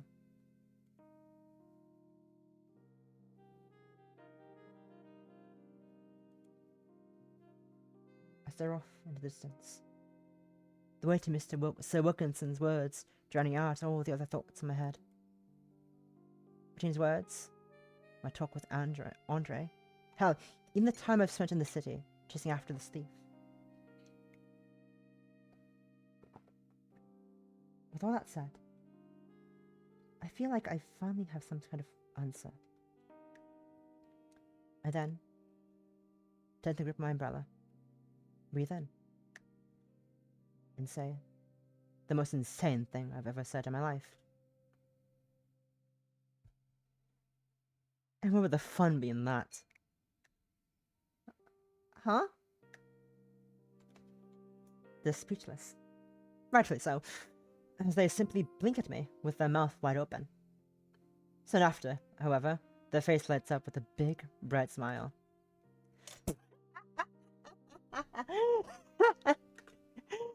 Never in a million years would I ever have expected you to say something like that. Me neither, admittedly. As embarrassing as it is to say, I do really enjoy your heists. You've been a thorn on my side for years, but somehow your heists were one of the few things that made me actually like this job. Oh ho! Is the detective embarrassed about being honest with their feelings? Don't make me regret this. With a laugh, Desiree skips towards me. So, does this mean I can count on you to take this as a secret, Aiden? We're not that familiar yet. But yes. It may be difficult, but I'll keep everything a secret, I swear it. I appreciate it. Detective Aiden, O'Malley. Okay, now you're just chasing me. Listen to the giggle. I can't help but join in with a chuckle of my own. If I'm being honest, when the time comes that you retire from being a thief, I'll probably quit being a detective too. These past few years made me realize a lot about myself and what I want to do with my life. So, thank you for that. You're welcome. I'm glad I could help, even if it wasn't on purpose.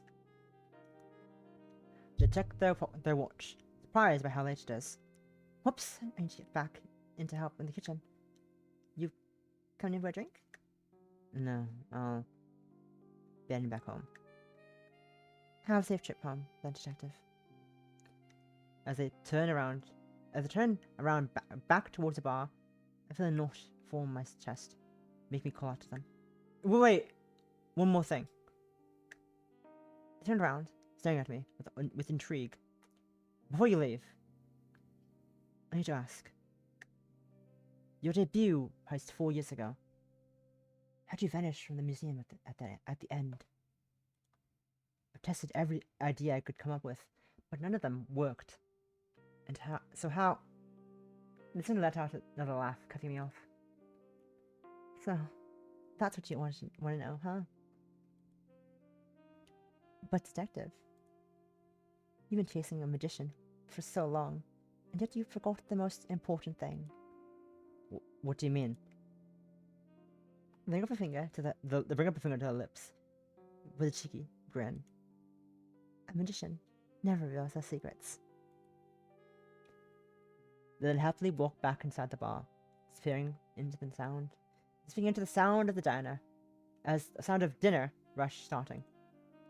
Meanwhile, I'm off my mouth agape, before a deep laugh escapes from me. Why am I not surprised?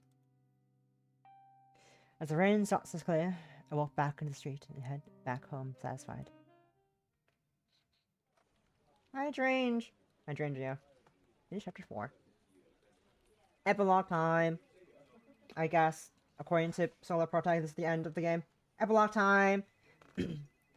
Walking to work this morning, after everything had happened, it was almost surreal. I barely got any sleep last night. My mind was constantly playing that conversation with Desiree and loop, as if trying to prove if it really happened or not. But it did. And despite my sleepiness, I have never felt better. As I greet the other officers to put my belongings on my desk, Inspector Harrison arches his way towards me, like he usually does. Good morning, O'Malley. Brace yourself. Oof! Good morning to you too, Inspector. After letting out a deep chuckle as usual, he clears his throat. Before I get started or anything, I came to let you know that the commissioner has asked to see you in his office. I stop my tracks, trying to hold back from showing how surprised I am on my face. The commissioner, sir. That's right. He wanted to talk to you about a couple of things now that he's back in the city. Then I'll go right away. Thank you for letting me know, Inspector. Okay, actually, I need to go quickly dehydrate. I'm gonna dehydrate and we're gonna finish the game. Be right back. Also an ad as well.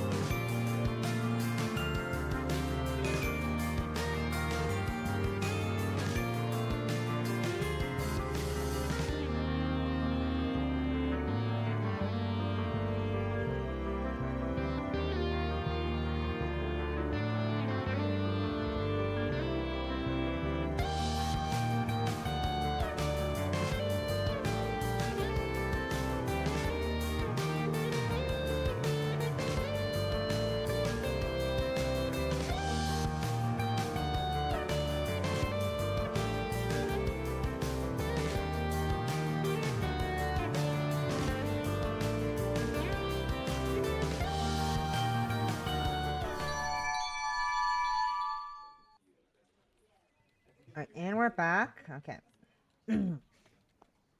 Let's get to finish the game. We're running a bit over time, but that's okay. Because it's worth it. It's worth it. We're finishing this amazing visual novel. Again. I keep going to mention it, but please, if you like the game, go support the creators themselves. Again, I said in the start, the game link is pinned in both chat and will also be in the description for both Steam page and the itch page for the games. Go check it out. They are amazing creator. They do great. They make some other cute games. I think they're also making a new one.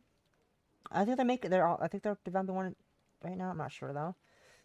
I've been seeing like posts every now and again about some of the characters and such, but I've not been too following closely with what they're doing. But yeah, definitely check the game out. It's great. Anyways, now that we're wrapping up the game now. Look, what away. Thank you for letting me know, Inspector. Of course, O'Malley. Anytime. Now off you go. Don't want to make him wait too long. Inspector Harrison. But Harrison continues on his merry way. Meanwhile, I put the rest of my things on my desk for later. I'm in the commissioner's office on the other side of the room. I hope it's nothing serious.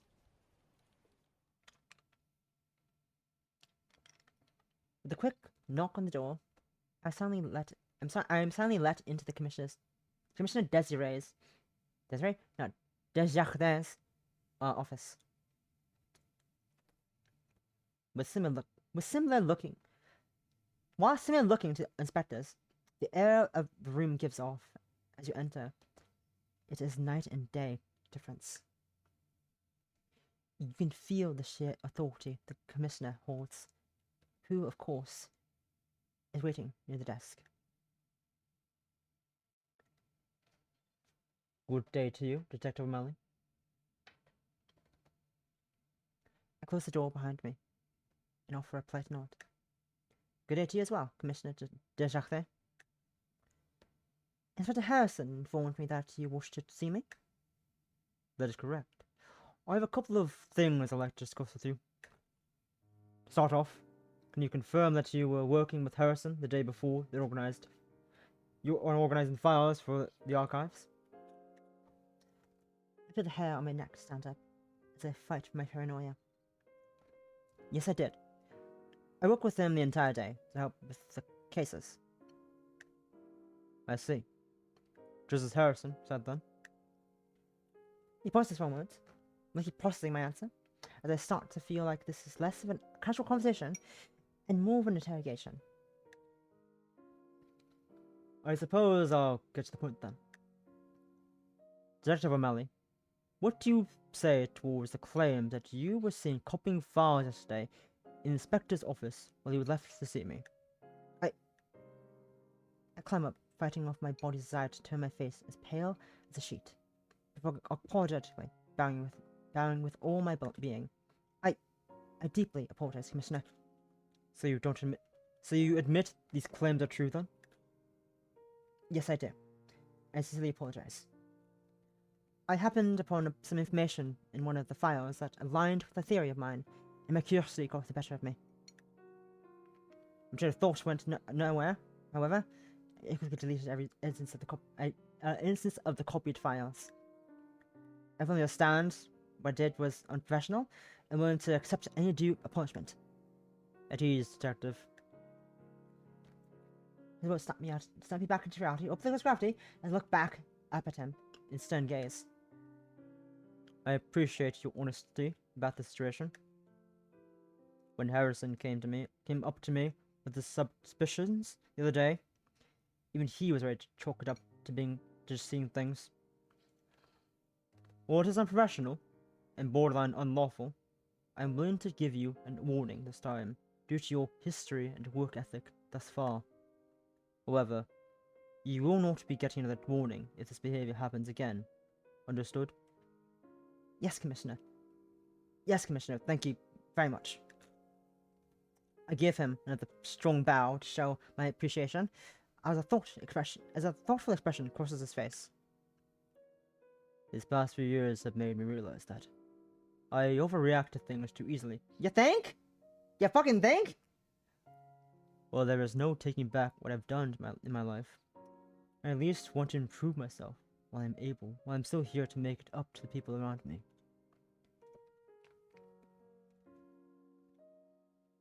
He sighs deeply, thought seemingly weighing in his mind, before looking back at me with that unchanging expression. I'll be the first to admit, Detective, that I do respect your work ethic and how you carry yourself. It's much different than your predecessor, in many better ways. As such, I can trust you with more sensitive information. Sensitive information? Sensitive information, sir? Correct. I told you there were a couple of things I'd like to discuss with you. The file copying was just the first. After some deliberation and a referral from the inspector, I decided to ask you for your assistance on something more personal I've worked on the past year. You're trying to find your granddaughter, aren't you? Of course, sir. How can I help? Commissioner Desjardins offers me a seat near his desk, and he pulls out a file from his drawer and suddenly slides in my way. Me to read. It's about Desiree. That's my guess. Probably Desiree. Finale! Forget me not. Ah, it's them. It's that. Oh, it's cute. Another peaceful day at the Gallant Rogue. Fro was helping Andre downstairs, and I'm up in the attic chatting away with Irina, who surprised me with a visit. We've been going at it for about an hour or so, now talking about anything that comes to mind. After seeing me working at Ramona's, Irina's been interested in how well I take care of plants, asking me dozens of questions with a cute sparkle in her eyes, while I happily answer. That's pretty much everything to it. You make it seem so easy, though it's honestly impressive. It's definitely something. Anything but. I've made my fair share of mistakes by not researching enough in the past. Like my first succulent, that it accidentally overwatered so much it melted. Irina taken aback, blinking at me for a moment. Melted? Melted? Yeah. Our chattering is interrupted by the sound of someone quickly climbing up to the attic. We both turn to look at who it is and see an unexpected face appear at the door. Desiree! Andre leans onto the wall, grasping the chest as he steadies their breathing. There's something I need to... Oh! Pause as soon as they make eye contact with Irina, both looking equally shocked, while Andre breaks the silence. I see. Well, don't just suddenly come up in here, look at us together, and then say, I see. Like you knew this was from the start. Irina continues to stare at them, then back to me, a shock turning into worry. Desiree? They know. I know. They know. I know. She immediately lets out an incredibly deep sigh before giving me an awkward smile. You really haven't had the best luck with your identity as of late, haven't you? Yeah, I'll explain later. Anyway, Aiden, what's you so flustered? Right. Around here to tell you. We're suddenly interrupted again by someone stumping up the steps. The playful rapping of the door immediately tells who it is. Hello, hope you're having fun on your cute little... In almost perfect recreation of the moment earlier, Crow stares at Aiden and back at us. His earlier joy turning into surprise. It quickly changes to an annoyed look soon after. What the hell are you doing here? I'm just as pleased to see you too, believe me. If you don't mind, I have some important news for Desiree. Oh, so now you're on the first name basis, huh? You think just because you learned our identities, that means you can waltz in here anytime you want, like you own the place? It baffles me how you're 8 years older than me, and yet you act like such a child. Why, you... I've had just about enough of their stupid bickering and let out a loudest whistle I can muster. They immediately stop, then stare at me. Enough! Both of you! You're both acting like babies right now! Turn to each other, apologize, and then... Shut up! The two share an awkward stare, then sign in tandem. I apologize. Yeah, me too. I let out a sigh of my own, and turn back to Aiden. Now, okay. Now, tell me what this news is that's so important you ran in here. Aiden sheepishly adjusts his glasses, then clears his throat. I came here straight from the precinct after being called to the I came here straight from the precinct after being called to the commissioner's office this morning. Oh, I didn't get you in trouble, did I? No, you're fine. However, the commissioner asked me for help with something that he's been working on. That is, helping your parents move back into Twinbells. I feel my mouth hang open, unable to make a sound upon hearing what Aiden said. I look at Crow, who also looks just as shocked by the news as I am. They're back? Since when? And how? You also didn't know this? Crow shakes his head, looking a little upset. Well then, what the commissioner told me. They've been slowly working on this for a couple of months now. He didn't feel comfortable if they moved back too soon, so he's been working on improving this kit in their old place to ease his worries. That finally finished just about a couple of weeks ago. I look at the writing desk, staring at the drawer that holds all the letters and postcards from all those years. That would line up with what they mailed out their recent letters to us. I can't believe they kept the secret for this long. I notice Crow oddly silent in the corner, busily deep in thought, as he is presumably processing everything. The letters. Hey, you two. Could I get some time alone with Desiree? Sure thing. Sure thing. Whoop! Of course. She turns to look at me, the smallest hint of worry flashing on her face near the door.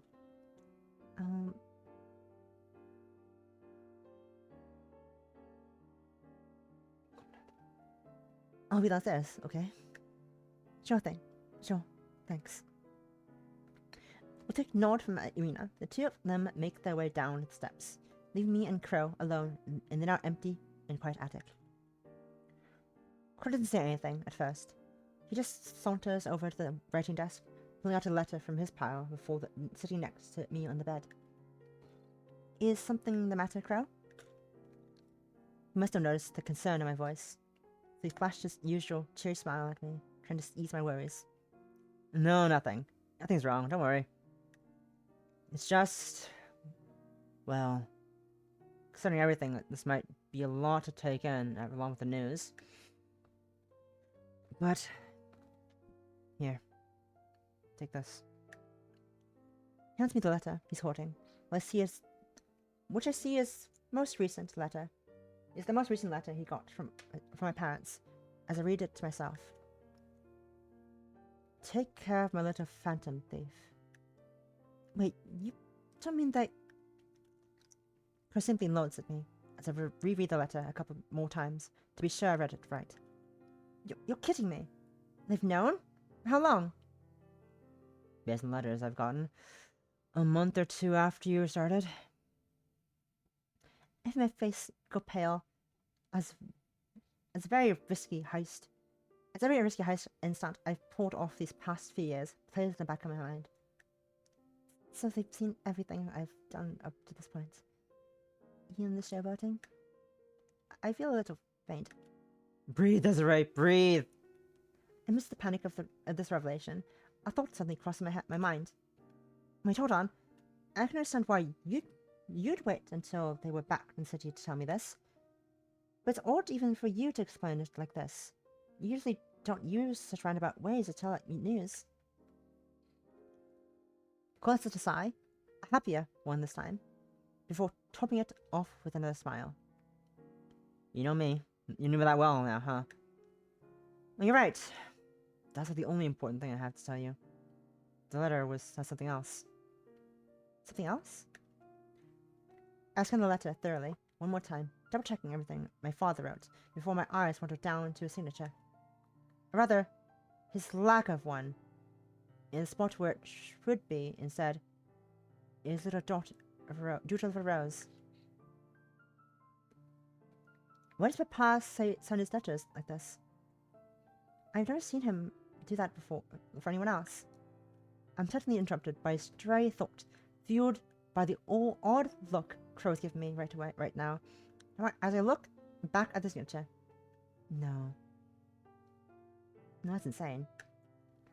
I'm overthinking this, right? Please tell me I'm overthinking this. I had a feeling. I knew it. Crow simply shakes his head as he gives me a reassuring pat on the back. You're not. Exactly as you think. That's insane. How am I supposed to believe this? That my papa is a Scarlet Rose. I again expect him to interrupt me, to tell me I'm wrong, to say anything, but he doesn't. He has a deep sigh, leaning back on the bed, looking like a huge weight was lifted off of him. You don't know how difficult it was to keep this a secret from you this whole time. This is why I've kept my letters private, because I knew you got the idea immediately if you saw them. You've asked me before how I came to know that you're bad. Well, back when everything in my life went to shit, he not only gave me a place to stay, but also dusted off his old skills to steal some fake evidence that was going to be used against me. It didn't take me long to realize how he accomplished that. Listen to Crow make the initial shock fade away, makes the initial thought fade away, leaving me confused and a little frustrated. But why wait until now to tell me all this? Why wait when I learned that they're coming back? And it was a lot to take in at once. But believe me when I say that this felt like the best time to do so. Even your father agrees, saying just that in his letter. I look back at the letter, still in my hands, as I stare at the line Crow is alluding to. And perhaps soon will be the perfect time for her to finally learn about that. It's an awkward silence between us, before Crow interjects with a worried gaze. Do you want me to give you some time to yourself? I nod, and Crow gives me another pat on the back, before leaving the attic. Now it's time for me to. Now it's just me in here. The only sounds I hear are the faint noises of the city outside, and my own breathing. The ambiance feels unbearable amidst my spiraling thoughts, as my face scrunches up from the frustration. Suddenly, I hear that knock on the door. I shake my gloominess to look and see Irina sitting there, a concerned look on her face. May I come in? I give her a small nod, and she then calmly walks inside and sits next to me on the bed. There's another awkward silence at first, before I try to lighten the mood. I'm sorry about all this interrupting us and such. Caught us both off guard, huh? I let out a weak chuckle, but Irina's look of concern doesn't change. Desiree, you don't have to put on a brave face for me. It's alright. I simply, as we stare at her at first, then let out a deep sigh. I'm sorry. I thought you went downstairs with Andre. With Aiden even, not Andre. Aiden. I did. But I wanted to see how you were holding up. I may have accidentally overheard the end of that conversation earlier as a result. I'm sorry for intruding. No, it's okay. I appreciate you being here. And well, I guess I'm just feeling super overwhelmed by everything. Got their phone. Got their phone.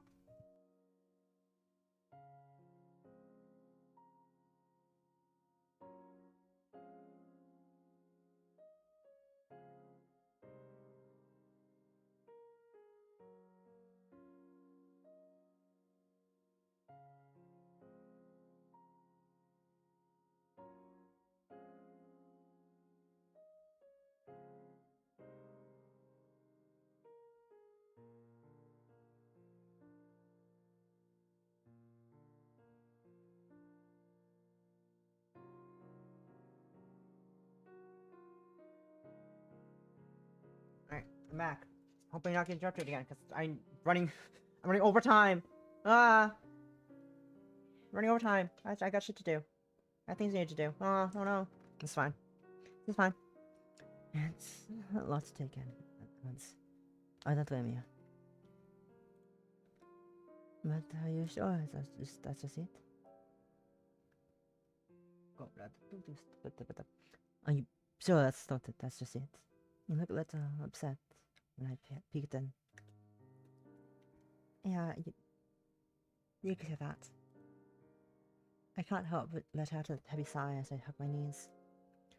I'm just frustrated about all this news that I'm only now getting.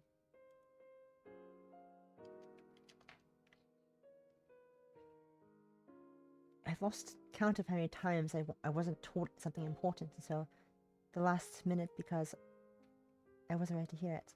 Oh, Irina, you have Steve. Sometimes I'm not even told about it at all, and I've learned it from other people, like Aiden just now. I hug my knees tighter, feel my emotions boiling up inside me. I know they mean well, but sometimes it feels like they don't trust me. It just hurts a lot.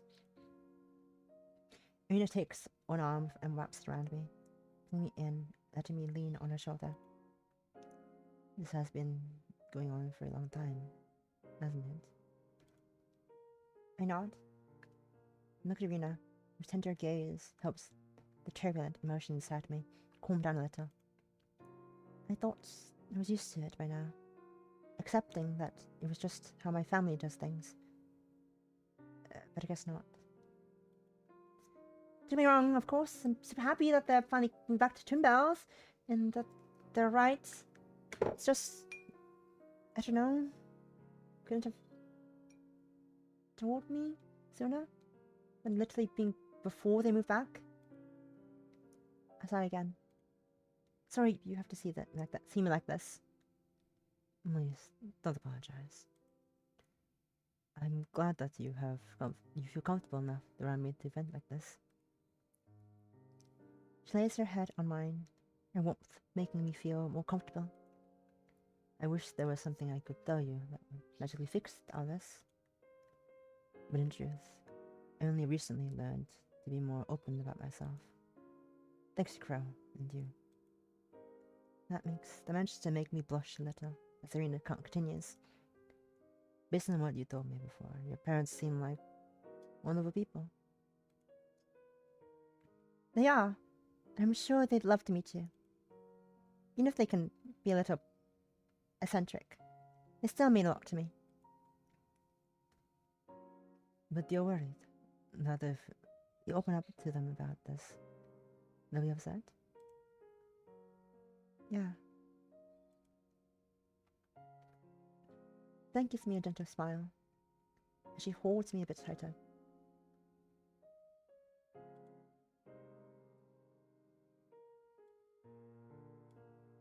Even though it might take a while, you can take my word that it'll be okay. It'll go much better than you expected to. I know that from experience.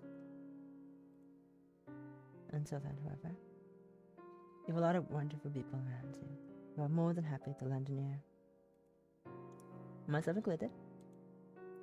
I can help but smile back, leaning a little more as the turbulence inside me finally calms down.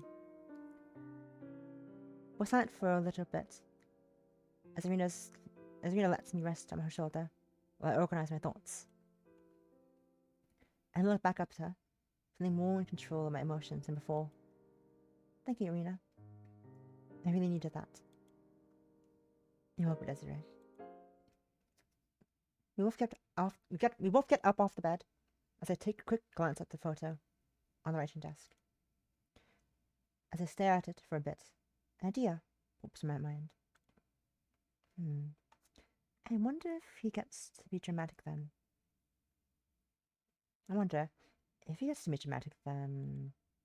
Hey, do you know if Aiden is still downstairs? I believe so. When I left, they were talking to Andre at the bar. That works out as well for me. Let's sit down. That look on your face. What are you up to now? You'll see. Come on. The shifts quickly head down steps and to the empty bar. Andre, Aiden, and Crow are all at the counter, chatting away. Crow notices us from the corner of his vision and turns around. Hey, Desiree.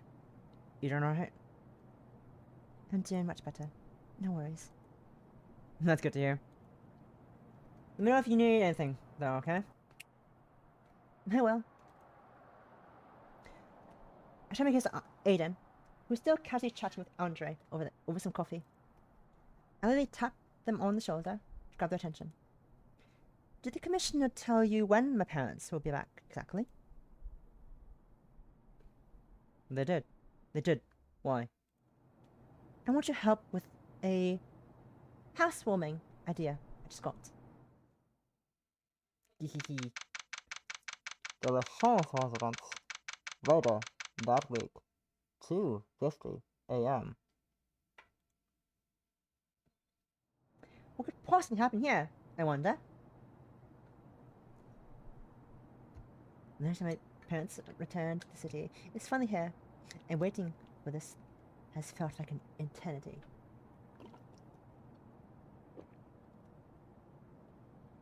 The Stardic street I grew up on is as quiet as I remember, as most people are already fast asleep at this time. Once home, One home still has lights on, however, and that one, with my parents. Good. They kept it on, just like I asked them to. I'm waiting patiently on the rooftop nearby, ready to surprise them with a visit from Forget-Me-Not. I figured that since they knew my secret, I may as well let them meet them in the flesh, as a fun, heartwarming idea. As I stared at the place I used to call home, I'm reminded of my chat with Aiden at the bar. You want me to sneak a calling card to your parents? Yep. I figured since they were trying to be all dramatic of the reveal, that I get to have a little fun as well. You're the only person I can really ask to do it. So, can you? I let out a deep sigh while shaking their head. You and your outlandish ideas. But alright. I don't see why not. Just once. Aiden puts his drink down, then turns their seat to give me their full attention. Are you certain this is what you want? I know you and the commissioner have a strained relationship, but are you sure you don't want to at least see him? I'm certain. I don't need to tell you this. Tell you that he'll probably learn eventually. I know, but that talk can wait. For now, I just want to see my parents. Eden takes a drink, looks back at me with a determined stare.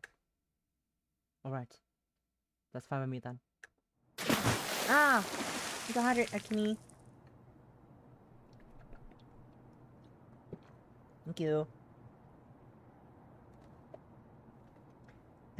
As I come back out of that memory, I check my watch, seeing that it's about 3 a.m. I breathe in and out deeply, feeling more anxious now than I normally do before a heist. I'm so excited. We're almost there. She's gonna finally see her parents again. I'm excited. I'm happy for Desiree. I then get back down, feeling the light. Feeling the light May breeze blow by me as I hop on down the streets below.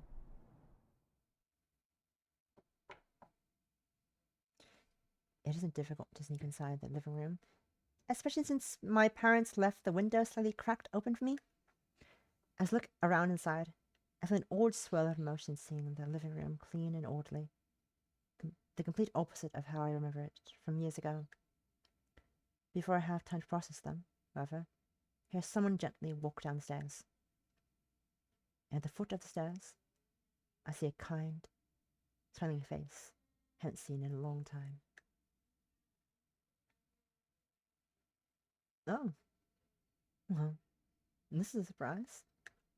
I suppose that calling card must have been the real thing then. It's very nice to meet you, Forget-Me-Not. I do wonder, however, what you could want from a humble abode. My eyes start to get watery as he speaks, and anything I could ever think of saying has to come out.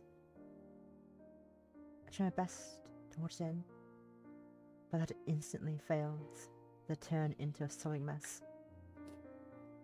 Mama? Oh, my dear Desiree, come here. Without any hesitation, I jump into my mother's arms, bawling even harder as she gently brushes my hair with one hand. I missed you two so much.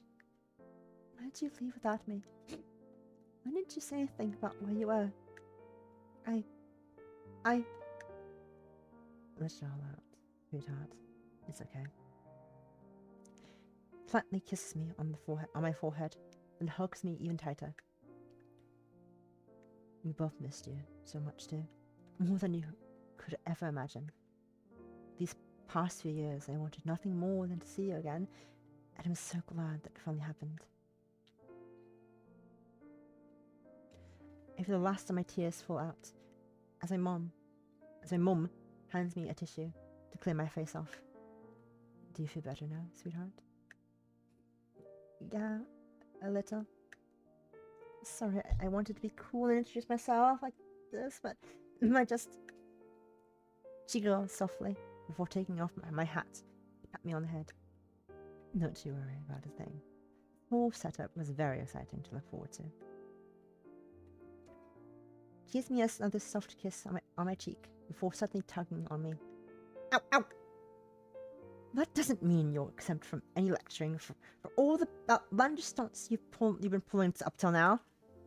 I just about had a heart attack when we realized that the new Phantom Thief in Twinbells was you all along. Do you have anything to say for yourself, young lady? I hang my head in shame, hearing her go on and rolling with this. I'm sorry, Mama. Mama.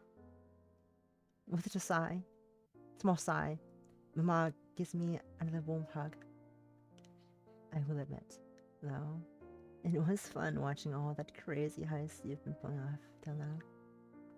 And I'm glad that you've been doing well this whole time.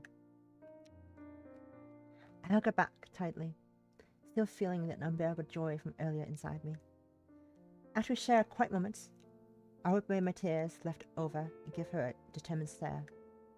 Mama, I know Papa's secret. You do? But who? She stops herself, letting out a deep sigh. Grow towards you, didn't he? How'd you know that? Your father said that if you were to learn about it from anyone, it would be him. That man is something all right. I can't believe he was right. He was right about this. I look around the living room, realizing that there's nothing no sign of him at all. Where's Papa? Did he also get my calling card? He did. Now he is, though. Always a dramatic one. Oh, he's gonna come out. He's gonna come out rolling in his old outfit. What do you mean? Mama points to the back of my neck curiously. I reach back to my own and feel something tucked in my suit. I felt that something, which turned out to be a calling card from the Scarlet Rose, addressed to me. Good evening, forget-me-not. It is not every day that one Phantom Thief gets a calling card from another, but I figured the occasion calls for it. If you wish to see me, then you'll find me in a place my daughter holds all her memories in. I wish to see you there soon. Signed, the Scarlet Rose. I finished reading the card with my own mouth slightly agape, a feeling I've never felt before taking over my mind, and stared at my father's handwriting. I look back at my mother, who gives me a cheeky smile. When did you sneak into this on me? It wasn't when I was bawling my eyes out, was it? I'll never tell. But that's besides the point. You know what he means, don't you, Desiree? I give my mum a firm nod and look up the stairs. I hug my mum one last time, with her planting another kiss on my cheek. Once you two are done up there, come back down here, okay? Okay. With a quick ruffle of my hair from Mama, I make my way up the stairs. I slowly push open the door to my room, a dull creak escaping from it as I do so. It's quiet up there, without even any ambient sounds from the street outside due to how late it is. The lights are turned off, cloaked every bit of the room in darkness except for the spot near the window. There, with moonlight seeps inside, with a figure standing near the window, being silhouetted by it. I lightly knock on the door, and it turned to look at me.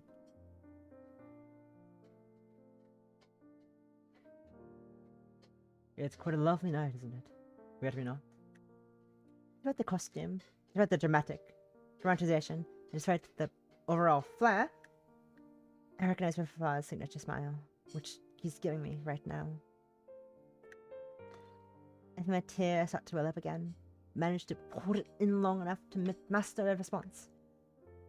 Yeah, it is.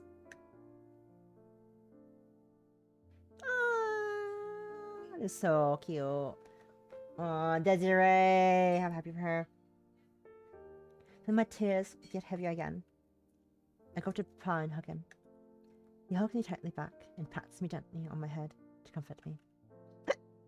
What took you so long? I fight back the lump in my throat from all my crying as I let out everything out at once. Give me a second. Oh, it was like, does it change to Desiree after this? No, it doesn't. It's always Desiree, dang it. And we could if it was just forget me not and then it's Desiree again. Anyways, I fight back the lump in my throat from all my crying as I let everything out at once. Do you have an idea how much I missed you two? Every letter, every letter we got just made me want to see you more. Why couldn't you just tell me anything? I was so worried about how you were doing, where you were, and then you two suddenly come back without telling me.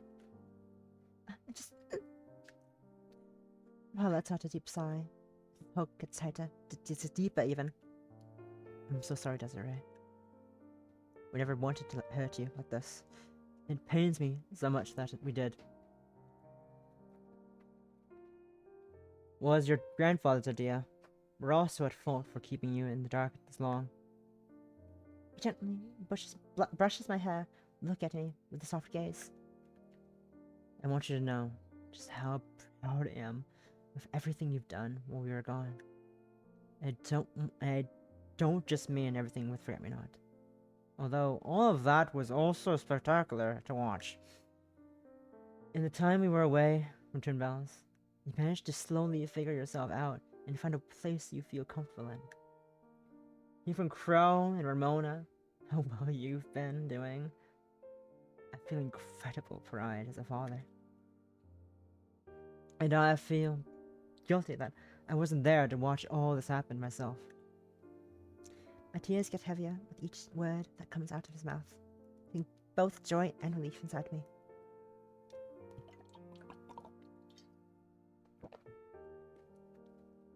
In this brief moment of silence between us, our papa speaks up again. Desiree, you are my dear daughter who means the world to me, but you're also an adult who deserves to be respected. That's why it's finally time I'll be more honest with you. To tell you everything. Will you let me? His gentle, yet uneasy smile makes it obvious just how nervous he is. However, I grin, give him a nod, talk off with a smile on my own. I'd like that. I see the ease slowly vanish from his eyes as he ruffles my hair lightly. Let's go downstairs to your mother, so he can finally tell you everything.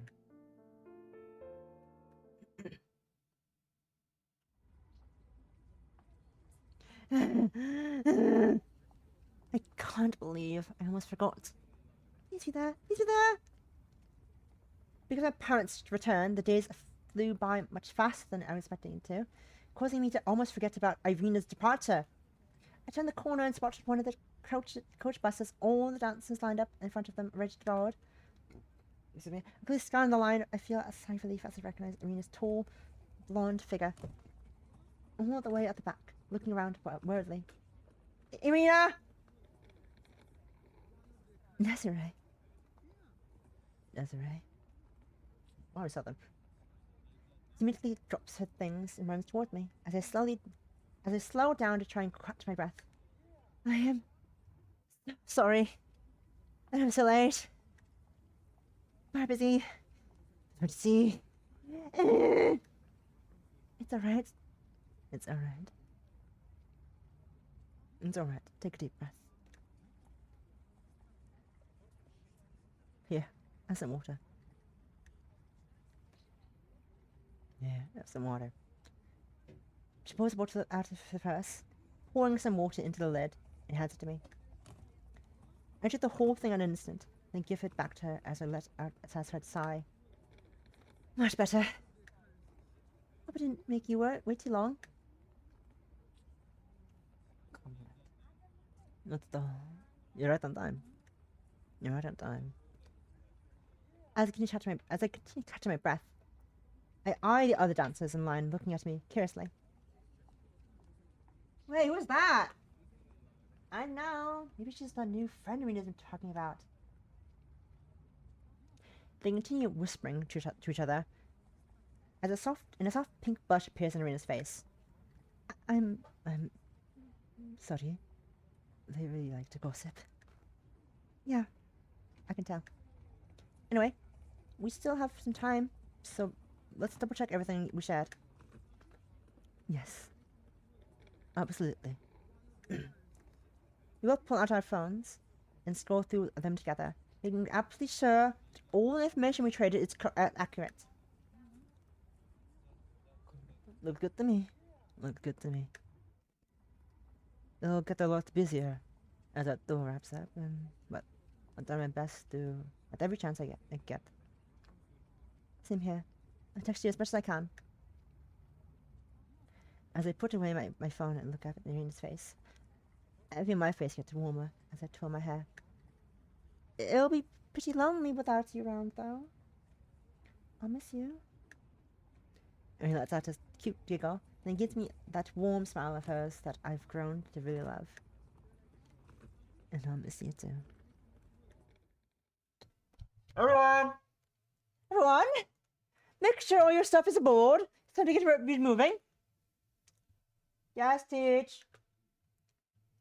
As my dancers quickly files into the bus, I glance at Irina. The actually feel leaving Twinbells makes me feel something tugging in my heart, making it difficult to say goodbye. But just as I'm about to muster up with the courage, he leans down towards me. Kiss, kiss, kiss, kiss, kiss. Cute, oh, cute. He plants a firm kiss on my cheek, and I immediately feel my face turning bright red once more. They're so cute. I love women. They're so gay. They're so gay. Oh my god. Irina. She giggles once more. I already asked for time off once the tour's finished, so I'll be back soon, I think. I hope you can show me around the city next time. I'd love to see everything with you. Of course. I'm looking forward to it. Irina stands up straight once more. Gay. Giving me a cheeky smile as I try to save face. Have a safe trip. Be sure to text me when you're at the next hotel. I will. No worries. Give my best wishes to everyone else for me, okay? See you. With such a wave, Irina grabs her things and walks over to the bus. Our shocked group of dancers immediately crowd around her, some looking back at me with even more curiosity than before. Irina, what was that? Irina, I was joking when I said you found a new love, but you're telling me that was real? Wish you were shush and just let me get on the bus? Oh, that's cute. Oh my god. They're so cute. They're so gay. I love gay women. As the excited group finally find their seats inside, I see Irina giving me one last wave at the bus to drives off. I went back and hear a notification on my phone. A satisfied sigh hits me as I see one last message from Irina on my screen. See you later. See you soon. Love you. I'll see you soon too, Irina. Take care. Once the bus vanishes from the view, I start to walk back home. I am to hold back a smile as I think back to Irina's next visit. Not think back. The city of Twinbells is an often forgotten city, without much to offer. Sure, we have a few sights. But it's nothing spectacular like bigger cities around us.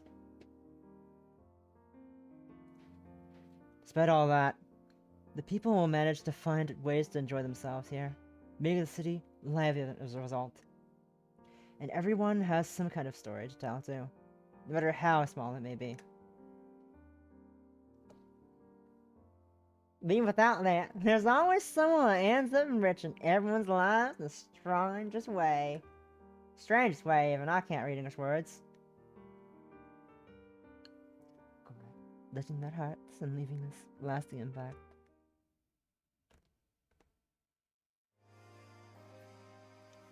Truly, Twinbells would be born truly, Twinbells would be a boring regular city. If not for the mysterious thief, Forget-Me-Nots. Breaking news! Ocean Tier software uncovered! Breaking news! Yo, no, new news! Scarlet Rose. Finish the chapter. Finish the finale. Ah, yay! Yay! Code used. Delivered history screen. Run high. Music! Woo! I'm clapping. Ow. Hi! Hello, solarProtag! Congrats on game! I enjoyed it. It's so good. You're so gay. Be happy. It's a good game. Wild. She just flew. She just flew!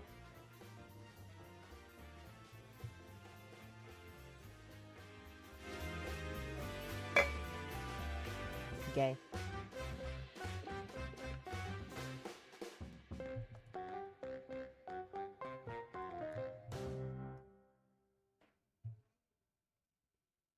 Yeah, there's more. Oh, that's loud. Epilogue! Yeah, I'm gonna I want over. Thank you for the game. I'll definitely check the epilogue next week then. Even though maybe shorter, not maybe as long. I'll definitely do it. I'm fine with the short stream, or maybe I can find something else to do. But thank you for the game. It's so good. I love it. They're gay. Oh, also, there's scripts as well. I'll read those later. They're gay. Look at them. They're so gay. Look at these gay fucks. They're so gay. I'm a big... Whoa. Locked thing. Locked thing. Whoa. They're so... I love them. They're so cute. I love them. Exciting. Excited for the epilogue. I'm excited for the epilogue. Oh. But yeah, that's it. Thank you again, solarProtag, for the game code. Like nearly almost 2 months ago. Why almost Lamau? I'm not supposed to be locked. I'm assuming it's the epilogue thing. I'm assuming it's epilogue, obviously, because that makes sense. Those are still epilogue things, but yeah. I'm really enjoying it. It's so fun. Let me move to this chatting screen real quick, because we're done with the game for now. I'm over by like almost an hour. I'll be an hour over by now. That's okay.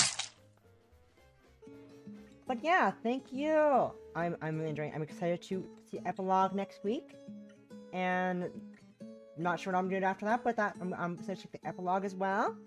But that was chapter 4 and also the finale of Mr. Thief, Forget-Me-Not. Obviously, we'll be back next week for the epilogue. But I am so happy that most the things yeah, a happy ending so far. The commissioner is still an asshole. I hate him. Hate that guy. Commissioner, kind of ass. Kind of overprotective. He sucks. Kind of sucks. Kind of sucks as a guy, you know? But, yeah. That was amazing. I'm once again excited to try out the epilogue. But, again, I need to go and do some things. Shower, eat dinner, and such. But, thank you all for tuning in. We're gonna decide to... Hopefully, I hope it's gonna let me do this. Hopefully it lets me do this. I'm gonna be sad. Fuck. Give me a second. God damn it. I love how I do this every time. Stupid Twitch. Stupid Twitch. And me being a small ass fuck creator. Sad. It's fine, don't worry about it. Ow. Not that! Don't throw things at me, what the fuck? I'm already in pain. Are you crying? Joking. Come on, hurry up. God, this is so dumb. Checking things for tradition. I know. god. Move faster. Move faster, you stupid thing. This is so dumb. I do this every time. This is so dumb. Why is there an ad? Why is there an ad on my fucking phone? Count me as a person. Come on. I don't want to spam this thing. I'm just gonna fucking find out again. It's gonna let me do it. It's so dumb. But I really liked the game. It was so good. I'm happy that Irina and Desiree are getting happily together. And such. Alright, let me do it. Come on, really? Unless you turned off raids.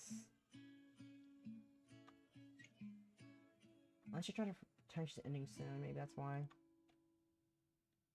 Try one more time. Actually, what the fuck? I had 3, oh, 1 again, what the fuck? I did it! I did it, okay, there we go. Anyways, we're gonna see how things Leary again.